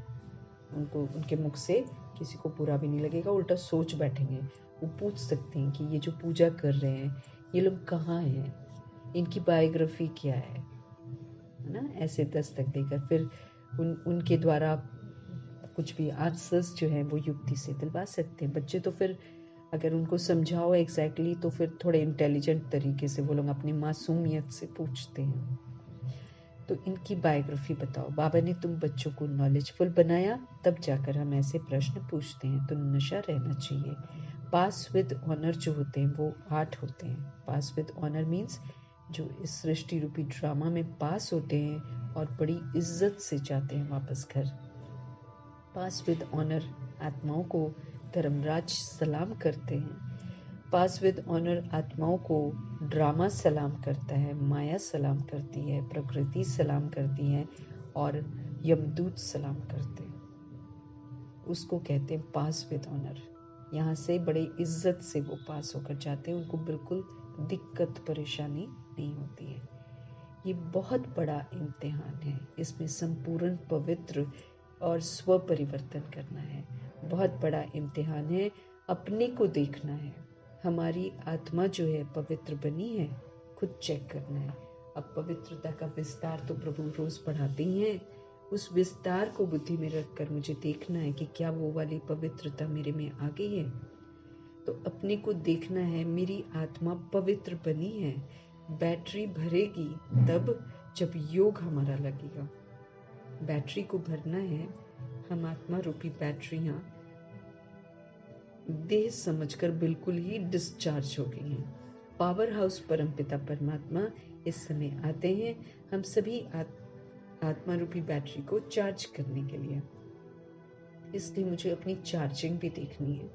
पूरे कल्प के लिए मुझे चार्ज होना है। 5000 वर्ष का अगर हम पाठ बजाते हैं तो 5000 वर्ष की चार्जिंग करनी है, तभी चलती है आत्मा, नहीं तो नहीं चलती है।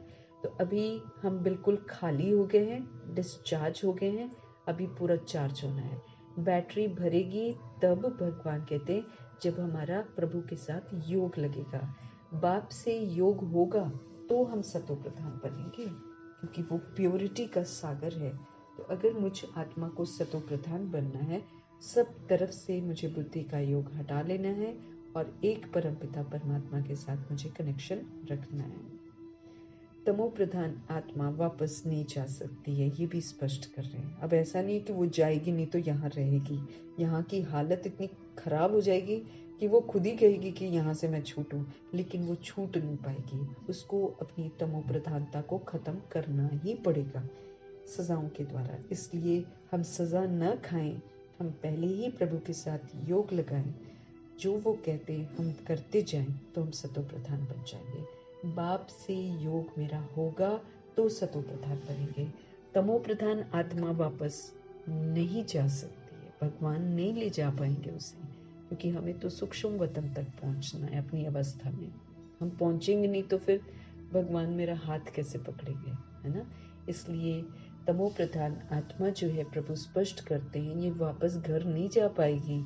सतो प्रधान तो बनना ही पड़ेगा, और सतो प्रधान एक परमात्मा संग योग लगाकर ही हम बनेंगे और कोई विधि नहीं है।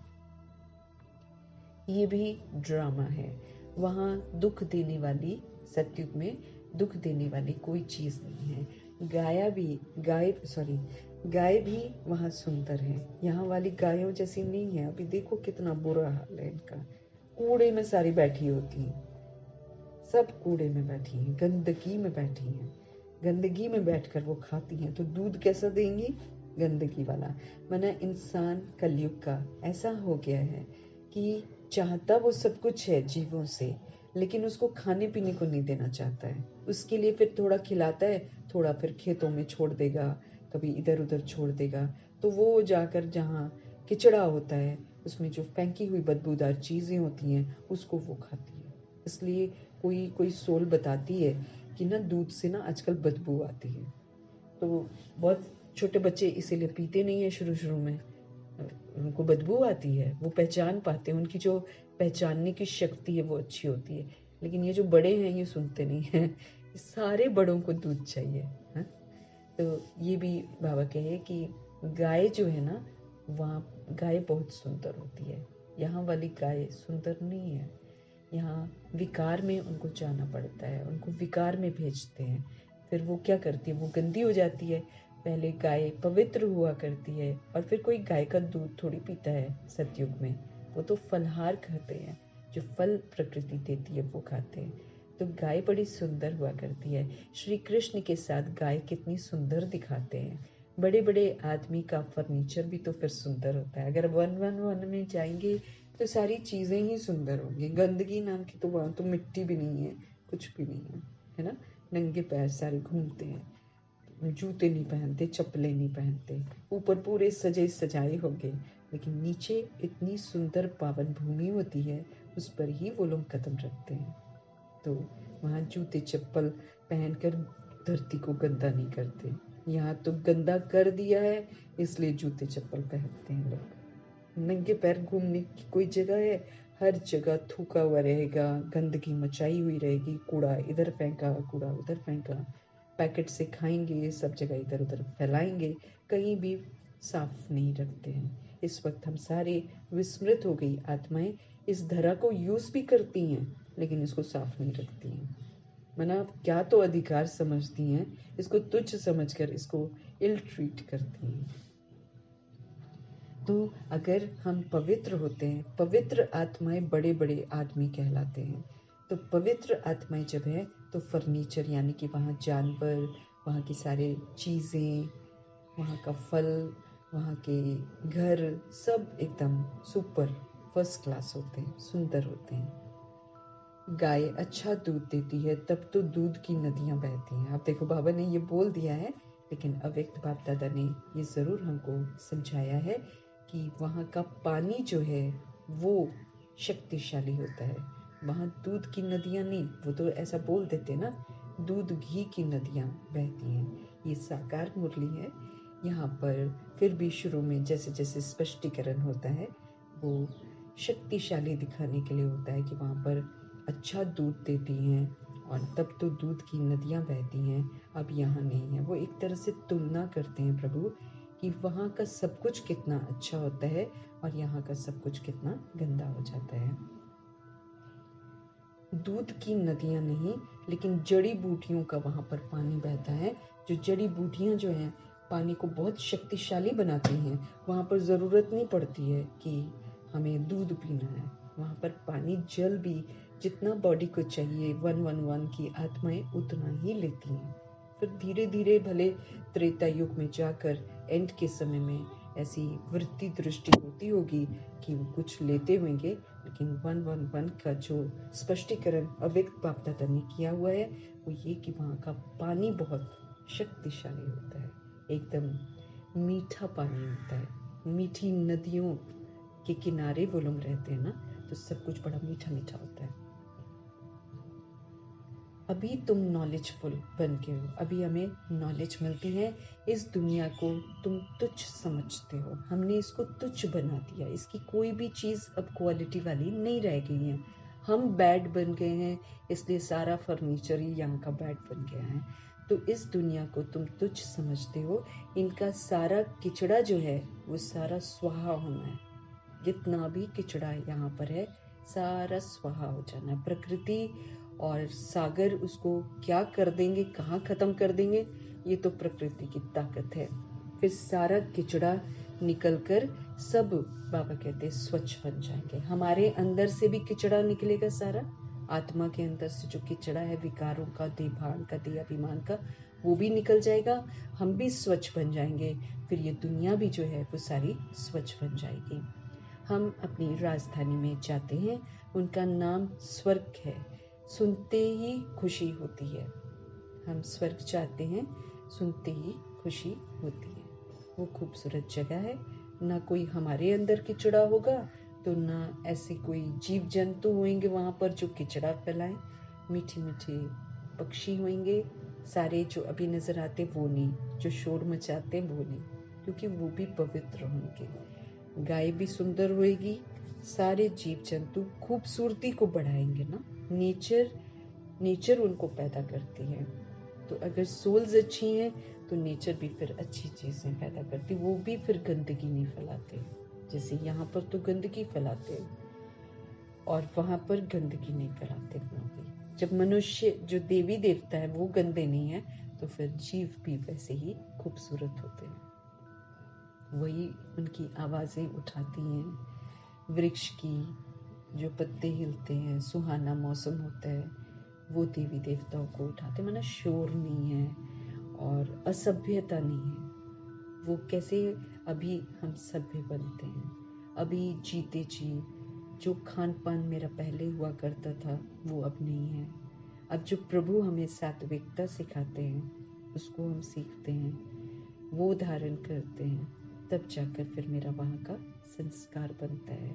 फिर मुझे वहाँ पर वैसी प्रारब्ध दिखाई देती है। जैसे प्रजापिता ब्रह्मा को देख लो, मातेश्वरी को देख लो, इन्होंने चीनी, नमक, दूध, दही ये सब शुरू में प्रजापिता ब्रह्मा के लिए बनता था। जब नहीं मालूम था ना, गाय भी रखी हुई थी, फिर उन्होंने छोड़ दिया। जैसे जैसे समझ में आता जाता, तो ये साकार मुरली जो चलती है ना, इसमें प्रजापिता ब्रह्मा पुरुषार्थी भी तो है। इसीलिए अव्यक्त में एकदम परफेक्शन बाबा बताते हैं, लेकिन यहाँ पर वो पुरुषार्थी हैं। तो इसलिए बीच में विचार सागर मंथन भी होता है, बीच में ब्रह्मा जी के भी माना जो विचार सागर मंथन करते हैं वो भी स्पष्ट होता है। तो धीरे धीरे उन्होंने अपना सारा जो रहने का सिस्टम था, क्योंकि बिल्कुल सिंधी फैमिली से निकलकर बिल्कुल साधारण में आते ना, तो धीरे धीरे जैसे जैसे उनको समझ में आता है वैसे वैसे वो समझते हैं। फिर गाय को भी छोड़ देते हैं। फिर उनके खान पान में पहले दही वगैरह यूज़ होता था, फिर वो भी छोड़ दिया। फिर जो चीनी थी वो भी छोड़ दिया, नमक भी उन आत्माओं ने छोड़ दिया ना, क्योंकि उन दिनों वो ऐसे ही वाला नमक बनता है। क्योंकि नमक जैसे अगर हम देख लेंगे कैसे बनता है, हम नहीं खाएंगे, लेकिन वो क्या है कि उस समय जैसे जैसे उनको समझ मिलती जा रही थी वैसे वैसे उन्होंने अपने खान पान को बिल्कुल ही चेंज कर दिया था। दोनों ही जहर है, नमक भी और चीनी भी, जो टाटा सॉल्ट ये सब है, ये सारा जहर है एक्चुअली, जो मनुष्य आत्माएं खा रही हैं। ये तो उनको पता चल गया होगा ना, वो तो फिर सतयुगी देव आत्मा है। तो उनको जैसे जैसे समझ में आता गया वैसे वैसे उन्होंने अपना खान पान सारा चेंज कर दिया। फिर नेचुरल वो पहले बनाते थे खाना, फिर जो प्रजापिता ब्रह्मा है वो तो फिर उबली हुई चीज़ों पर आ गए थे, बिल्कुल उबला हुआ सब कुछ खाना, है ना। तो उससे कितना सशक्त वो रहे हैं। 94 की बॉडी होते हुए भी वो फरिश्तों की तरह चलते थे, है ना। एक रोटी खा के भी सारा दिन बिल्कुल एक्टिव। तो ज़्यादा खान पान खाने से मेरे को ज़्यादा ताकत मिलेगी, इस चीज़ को उन्होंने वो करा था, प्रूफ करा था कि ऐसा नहीं होता है। हम लोग अच्छे नाम के भोजन में अच्छा खाकर भी वैसे ही थके हुए रहते हैं, लेकिन उनको हमको कॉपी करना है प्रजापिता ब्रह्मा को। जितना हम उबली हुई चीज़ों को खाएंगे उतना ही हम स्वस्थ रहेंगे, जितना सादगी में खाएंगे उतना ये शरीर जो है सात्विक होता जाएगा, और इससे पाप कर्म नहीं होंगे। क्योंकि टेस्ट से हमसे पाप कर्म होते हैं, उससे तामसिकता हमारे अंदर आती है। ऐमें नहीं बोला जाता कि ये चीज़ छोड़ दो, क्योंकि वो जो हम पहले खाते थे, जैसे प्याज वगैरह खाते थे, ये हमारे अंदर उत्तेजना पैदा करते हैं। हमको क्या बनना है? निर्विकारी बनना है। इसलिए प्रभु मना करते हैं कि भाई अगर तुमको निर्विकारी बनना है, तुमको देवता बनना है, तो ऐसी चीज़ें खानी बंद करो जो आप में उत्तेजना पैदा करे, जो आप में विकार पैदा करे। वो सारी चीज़ों को छोड़ दो, हमारे अच्छे के लिए बोलते हैं। तो फिर हम उन चीज़ों को छोड़ते जाते हैं तो हम स्वस्थ होते जाते हैं। हम अभी भी आजमा कर देख सकते हैं। 2 उदाहरण तो डॉक्टर सचिन वगैरह ये लोग तो बताते हैं कि उन्होंने सात्विकता को अपना लिया है। वो अब मधुबन में इतना कुछ बनता है, इतनी टोलियाँ बनती हैं, हैवी खाना बनता है, डॉक्टर सचिन एक भी चीज़ नहीं लेते हैं। सुबह से लेकर रात तक नो थकावट, 2 बजे उठ रहे हैं, 3 बजे उठ रहे हैं, सारा दिन वर्क कर रहे हैं, कोई थकावट नहीं। तो इसी को तो बोलते हैं ना स्वस्थ। तो कैसे रहते हैं स्वस्थ, उसका वो अपना जो है क्लास भी करवाते हैं कि हम जितना साधारण खाते हैं, जितना नेचुरल खाते हैं, उतना हम हेल्दी रहते हैं। हम जितना उसको पकाते हैं, जितना उसमें मसाले डालते हैं, उतना हम दर्दें अनुभव करते हैं। जितना हम उसको हैवी बनाते हैं घी तेल डालकर, उतना हमारा योग नहीं लगता है ना। ये मेरे को ताकत नहीं देता। दुनिया कहती है ताकत देता है, दुनिया तो झूठ खंड है। जो प्रभु कहते हैं कि सादा और ताज़ा खाओ, वो मुझे ताकत देगा। तो ये चीज़ों को हमको समझना है, हैवीनेस में नहीं जाना है। साधारण रहना है, सात्विक खाना है, अगर योगी बनना है। नहीं तो फिर हम भोगी बन जाते हैं और फिर रहते सब कुछ रहते हुए मुझे छोड़ना है। ये नहीं कि जब चीज़ें नहीं मिलेंगी तब छोड़ेंगे, तब तो बुद्धि का योग जाएगा। लेकिन जब मौजूद है तब हमको माना उसको अमल में लाना है। जैसे शिवानी आत्मा भी बोलती हैं कि कहीं पर हम जा रहे हैं, समोसे भी पड़े हैं और स्प्राउट्स भी पड़े हैं, तो कहती मैं तो स्प्राउट्स चुनूंगी ना, बिकॉज आई नो कि वो मेरे लिए हेल्दी है, मैं तो समोसा नहीं चुनूंगी। तो ये जो सोल्स हैं, सात्विक सोल्स हैं, ये जो सूर्यवंशी आत्माएं बनती हैं, ये तुरंत बाबा की बातों को मानती हैं और अपनी सात्विकता में आती हैं। तो सारा दिन ये लोग थकते नहीं। ये दिन में जो विश्राम की बातें होती ना, 1-2 घंटा विश्राम करना, ये सोल्स विश्राम नहीं करती हैं। ये सारा दिन सेवा पर रहती हैं और थकती नहीं हैं। 10 बजे सो जाती हैं, 2 बजे उठ जाती हैं, स्वस्थ रहती हैं। इसको बोलते हैं ना प्राप्तियाँ। तो अगर हम श्रीमत पर चलते हैं, श्रीमत कहती है सादा और ताज़ा खाओ, हमको कभी भी थकावट नहीं होगी, हमें कभी भी कोई बीमारियां नहीं होंगी। हम बिल्कुल स्वच्छ और स्वस्थ रहकर प्रभु के यज्ञ में सहयोगी बन सकते हैं और अंत तक बन सकते हैं। तो विधि पूर्वक हमको चलना है। पुराने तौर तरीके जो हमने कलयुग में अपना रखे थे, उनको बिल्कुल छोड़ देना। वो हमारे हित में नहीं है, कल को वो हमें परेशान ज़रूर करेंगे। मीठे मीठे बाबा की शिक्षाओं से फिर हमारे अंदर का जितना भी किचड़ा है वो निकल जाता है और हम सारे क्या बन जाते हैं, स्वच्छ बन जाते हैं। हम अपनी राजधानी में जाते हैं, उसका नाम ही स्वर्ग है। तो ऐसी खूबसूरत राजधानी में जाने के लिए फिर प्रभु की खूबसूरत शिक्षाओं को मुझे अमल में भी लाना है। सिर्फ सुनना नहीं है, लेकिन उसको अमल में लाने से हम आत्माएं खूबसूरत बनती हैं। प्रभु की याद से हम सतो प्रधान बनते हैं, तब जाकर हमको पासपोर्ट मिलता है और हमें खुशी भी होती है। अच्छा, मीठे मीठे सिकिलदे बच्चों प्रति माता पिता बाप दादा का याद प्यार और गुड मॉर्निंग। रूहानी बाप की हम रूहानी बच्चों को नमस्ते। हम जो रूहें हैं, हम रूहों की भी सुप्रीम रूह जो हमारे पिता हैं, जो हमारे शिक्षक हैं, सतगुरु हैं, उनको भी प्यार भरी, स्नेह भरी, मोहब्बत भरी, रिगार्ड भरी नमस्ते। और तहे दिल से उनकी एक एक समझाने के लिए शुक्रिया। वो हम आत्माओं की पालना कर रहे हैं, वो हम आत्माओं को पढ़ा रहे हैं, उसके लिए उनका बहुत बहुत धन्यवाद करना है। और सबसे बड़ा धन्यवाद करने का संकल्प मेरे को यही करना है कि मैं आत्मा जो भी प्रभु से सुनती हूँ, उसको मैं अमल में भी ज़रूर लेकर आऊँ और रोज़ की मुरली रोज़ अमल में ले आए। कल के लिए मुझे नहीं छोड़ना है, क्योंकि ये वक्त बड़ी तेज़ गति से जा रहा है। ये जो हमारे पिता परमेश्वर हैं, ये जो जादूगर है, ये जो रत्नाकर है, ये सौदागर है, ये अचानक गुम हो जाएगा। तो जब तक मौजूद है तब तक मुझे इनकी हर बात मान लेनी है। धारणा के लिए मुख्य सार है, इस अनसुधरी पुरानी दुनिया को सुधारने के लिए अपने को सुधारना है। हम लग जाते हैं दूसरों को सुधारने, खुद तो सुधरे हुए होते नहीं हैं। अब जैसे बाबा कहते, तुम खुद तो आत्मा का पाठ पक्का करते नहीं हो, तुम खुद तो आत्मा समझकर चलते नहीं हो, तुम खुद तो आत्मा के स्वधर्म को यूज नहीं करते हो और चल पड़ते हो दूसरों को समझाने कि तुम आत्मा हो। इसलिए हमें सेवा में सफलता नहीं मिलती है। लेकिन मातेश्वरी और ब्रह्मा, ये इन्होंने शुरू में सबसे पहले खुद को समझाया कि मैं सोल हूँ, और सोल समझकर सोल के स्वधर्म को यूज करके चलते फिरते उठते बैठते उन्होंने पाठ बजाया है, तब दूसरों को कहा है। ऐसे ही हम आत्माओं को भी अपने को आत्मा समझकर आत्मा के स्वधर्म में रहकर पाठ बजाना है और फिर अपने सुधरे हुए पाठ से दूसरी सोल्स को सुधारना है।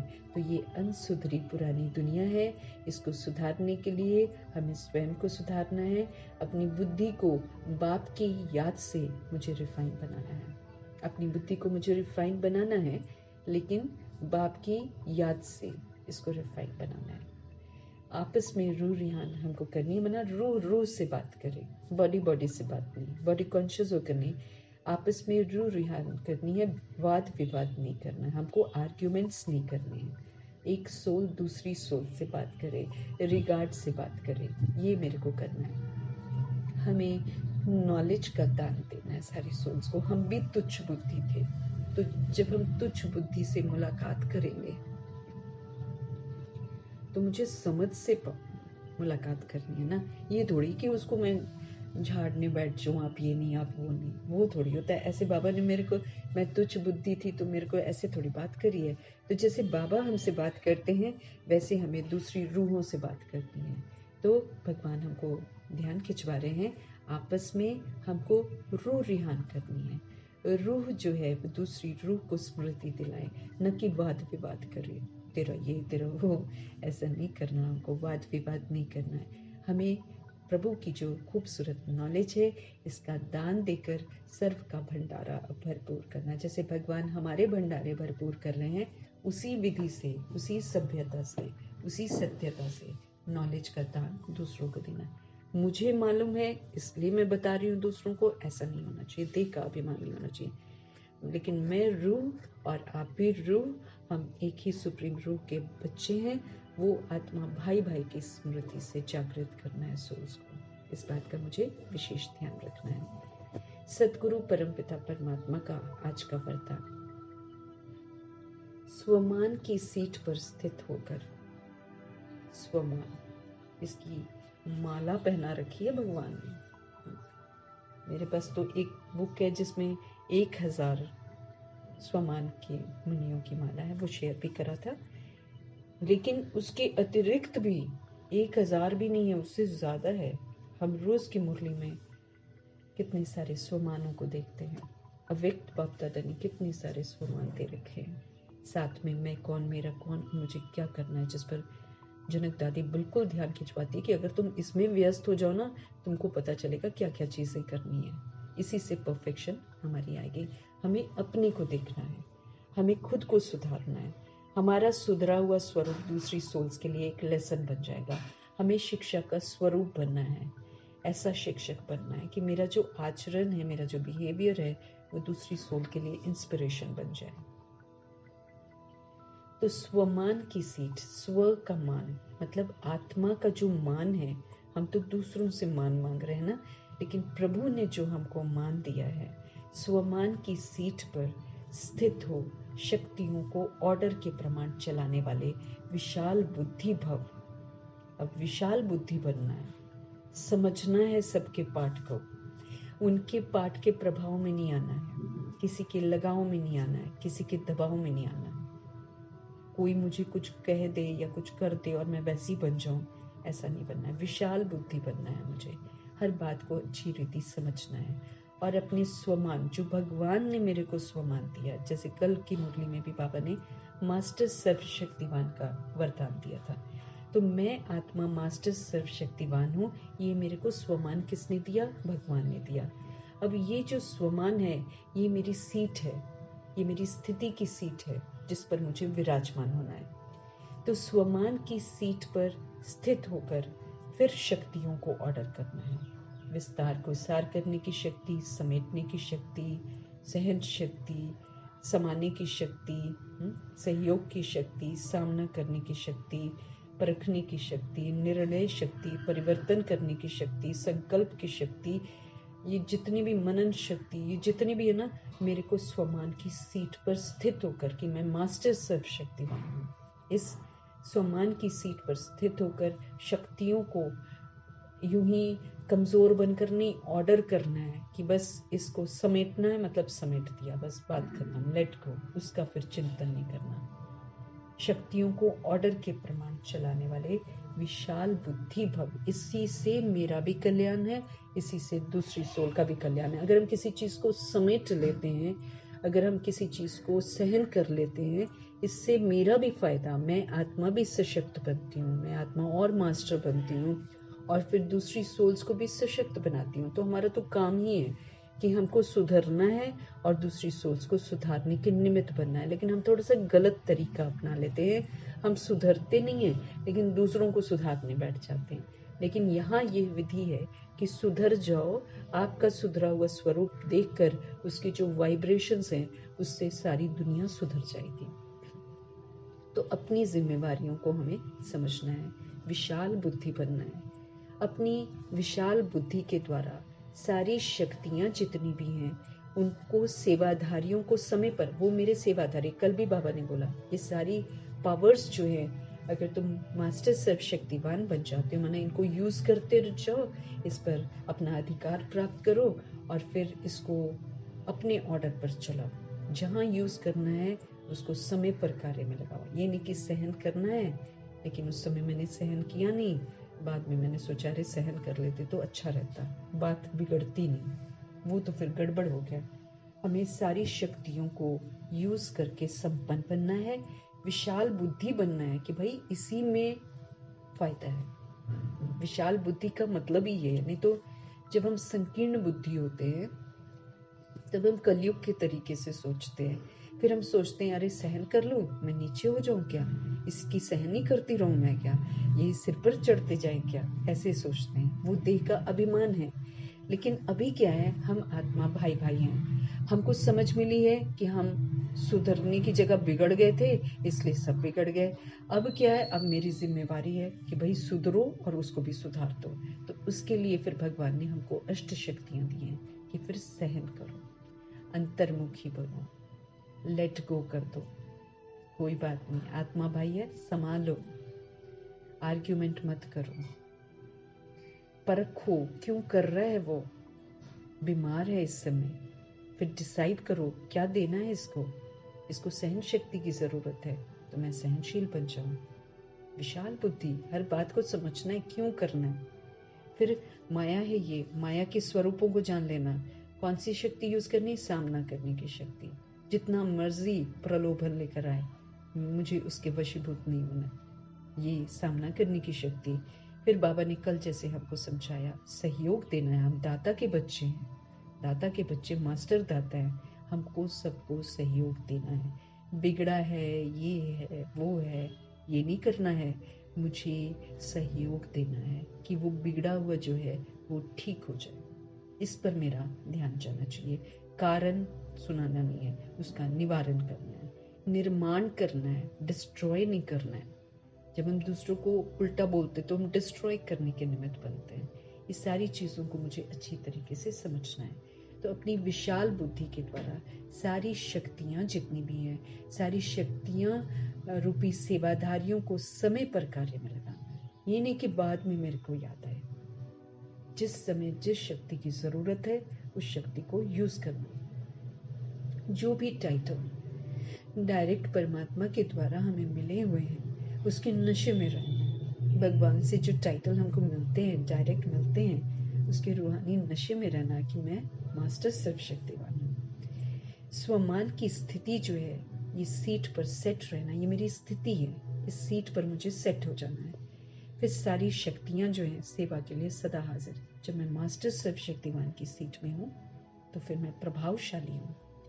फिर जो पावर्स हैं वो मेरे सेवाधारी बन जाएंगे, जब मुझे जरूरत होगी हाजिर हो जाएंगे। आपके ऑर्डर के इंतजार में होगी कि ये मेरा मास्टर सर्वशक्तिवान है, ये जो कहेगा मुझे हाजिर होना है, तुरंत हाजिर हो जाएंगे। आपके ऑर्डर के इंतजार में होगी। तो वरदान जो प्रभु से हमको मिलता है और वर्षा जो मिलता है उसको कार्य में लगाओ। भगवान कहते हैं जो वरदान है, जो वर्षा प्रभु से मिलता है, खुशी का, संतुष्टता का, प्रभु कहते हैं उसको यूज करो, दूसरी सोल्स के लिए उसको यूज करो, मालिक बन जाओ उसका।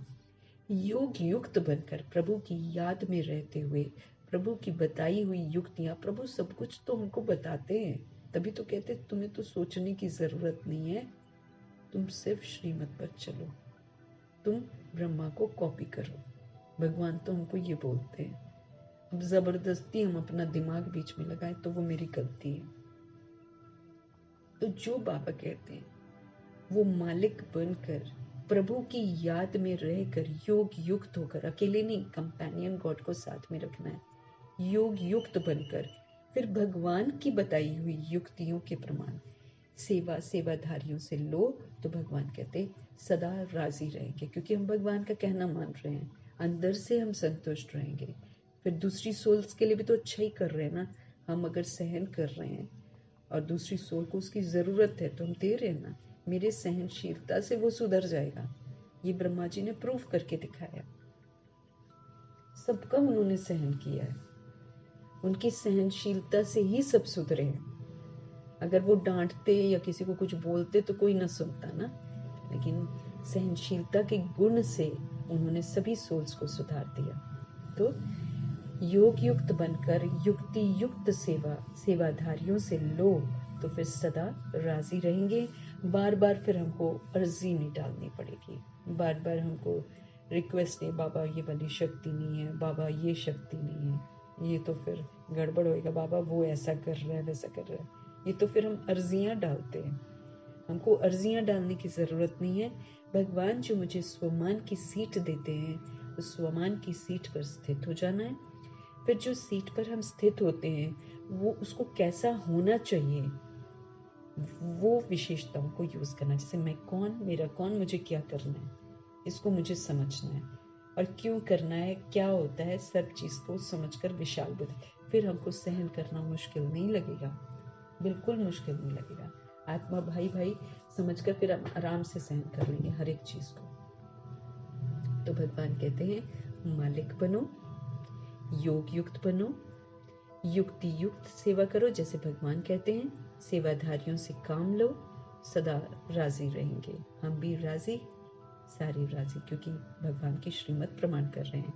बार बार फिर हमें भगवान से रिक्वेस्ट नहीं करनी पड़ेगी, अर्जी नहीं, बाबा ऐसे नहीं हो रहा, बाबा वो नहीं हो रहा है, वो चीज़ हमको करनी नहीं पड़ेगी।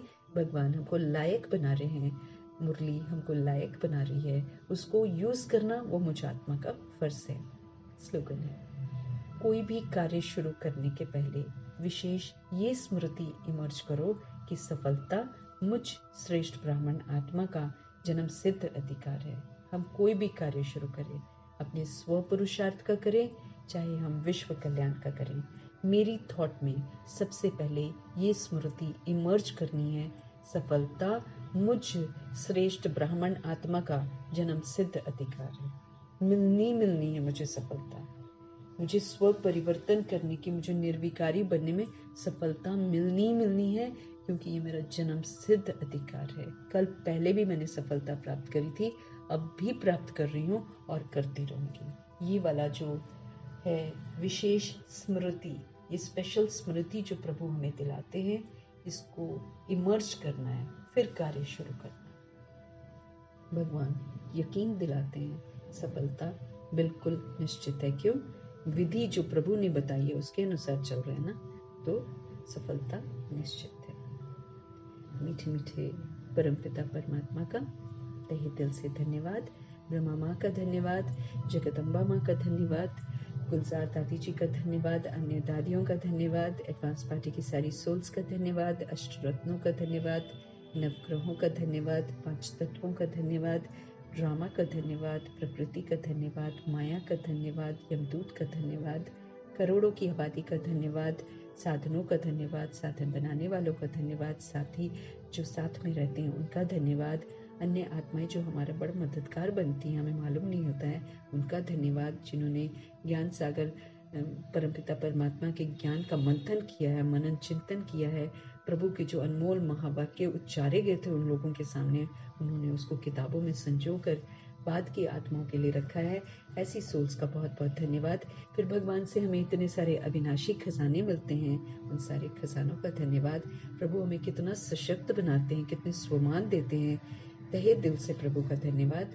हम आत्मा को सुधारने का कितना ऊना रखते हैं, तहे दिल से धन्यवाद। ब्रह्मा जी सब कुछ करके दिखाते हैं, तो ब्रह्मा जी का धन्यवाद। मातेश्वरी हाँ जी कहकर वो करती हैं, तो उनका धन्यवाद। शरीर रूपी इंस्ट्रूमेंट का धन्यवाद, जो इस वक्त प्रभु की अमानत बन गया है, मन बुद्धि सब प्रभु के अमानत बन गए हैं, तो इस अमानत के लिए बहुत धन्यवाद। अब इसी में रहते हुए मुझे श्रीमत पर चलकर अपने आप को सुधारना है, और मेरा सुधरापन जो है वो दूसरी सोल्स को भी सुधारेगा। इस जिम्मेवारी को समझते हुए खास अपने ऊपर ध्यान रखना है, दूसरों पर ध्यान नहीं देना है, अपने पर ध्यान देना है। हमारे अच्छे बनने से सब अच्छे बन जाएंगे, ये एक बहुत बड़ी जिम्मेवारी है, तो उस जिम्मेवारी को निभाना है। फिर जो भी सुबह से लेकर शाम तक इस सृष्टि रूपी ड्रामा में हम मेहमान हैं, हम जो भी चीज़ें यहाँ पर यूज़ करते हैं उसको बड़े अदब से यूज़ करना है, बड़े रिस्पेक्ट से यूज़ करना है, रिगार्ड से यूज़ करना है, उसको वेस्ट नहीं करना है, उसका धन्यवाद करते रहना है, 5 तत्वों का धन्यवाद करना है, पूरी सृष्टि का धन्यवाद करना है। न जाने कैसी कैसी सोच से हमने इसको खराब कर दिया। अब अच्छी अच्छी सोच से, समर्थ संकल्पों से इसका शुद्धिकरण करना है, संपूर्ण पवित्र बनकर इसका शुद्धिकरण करना है। जो चीज़ें प्रभु हमें मना करते हैं वो हमको नहीं करनी है। जो चीज़ें भगवान हमको करने को कहते हैं उसको पत्थर पे लकीर बनाकर उसी को करना है। यही कर्तव्य हमें ज़रूर करना है, प्रभु का मददगार बनना है। और आप सभी सोल्स का भी धन्यवाद करते हुए ओम शांति।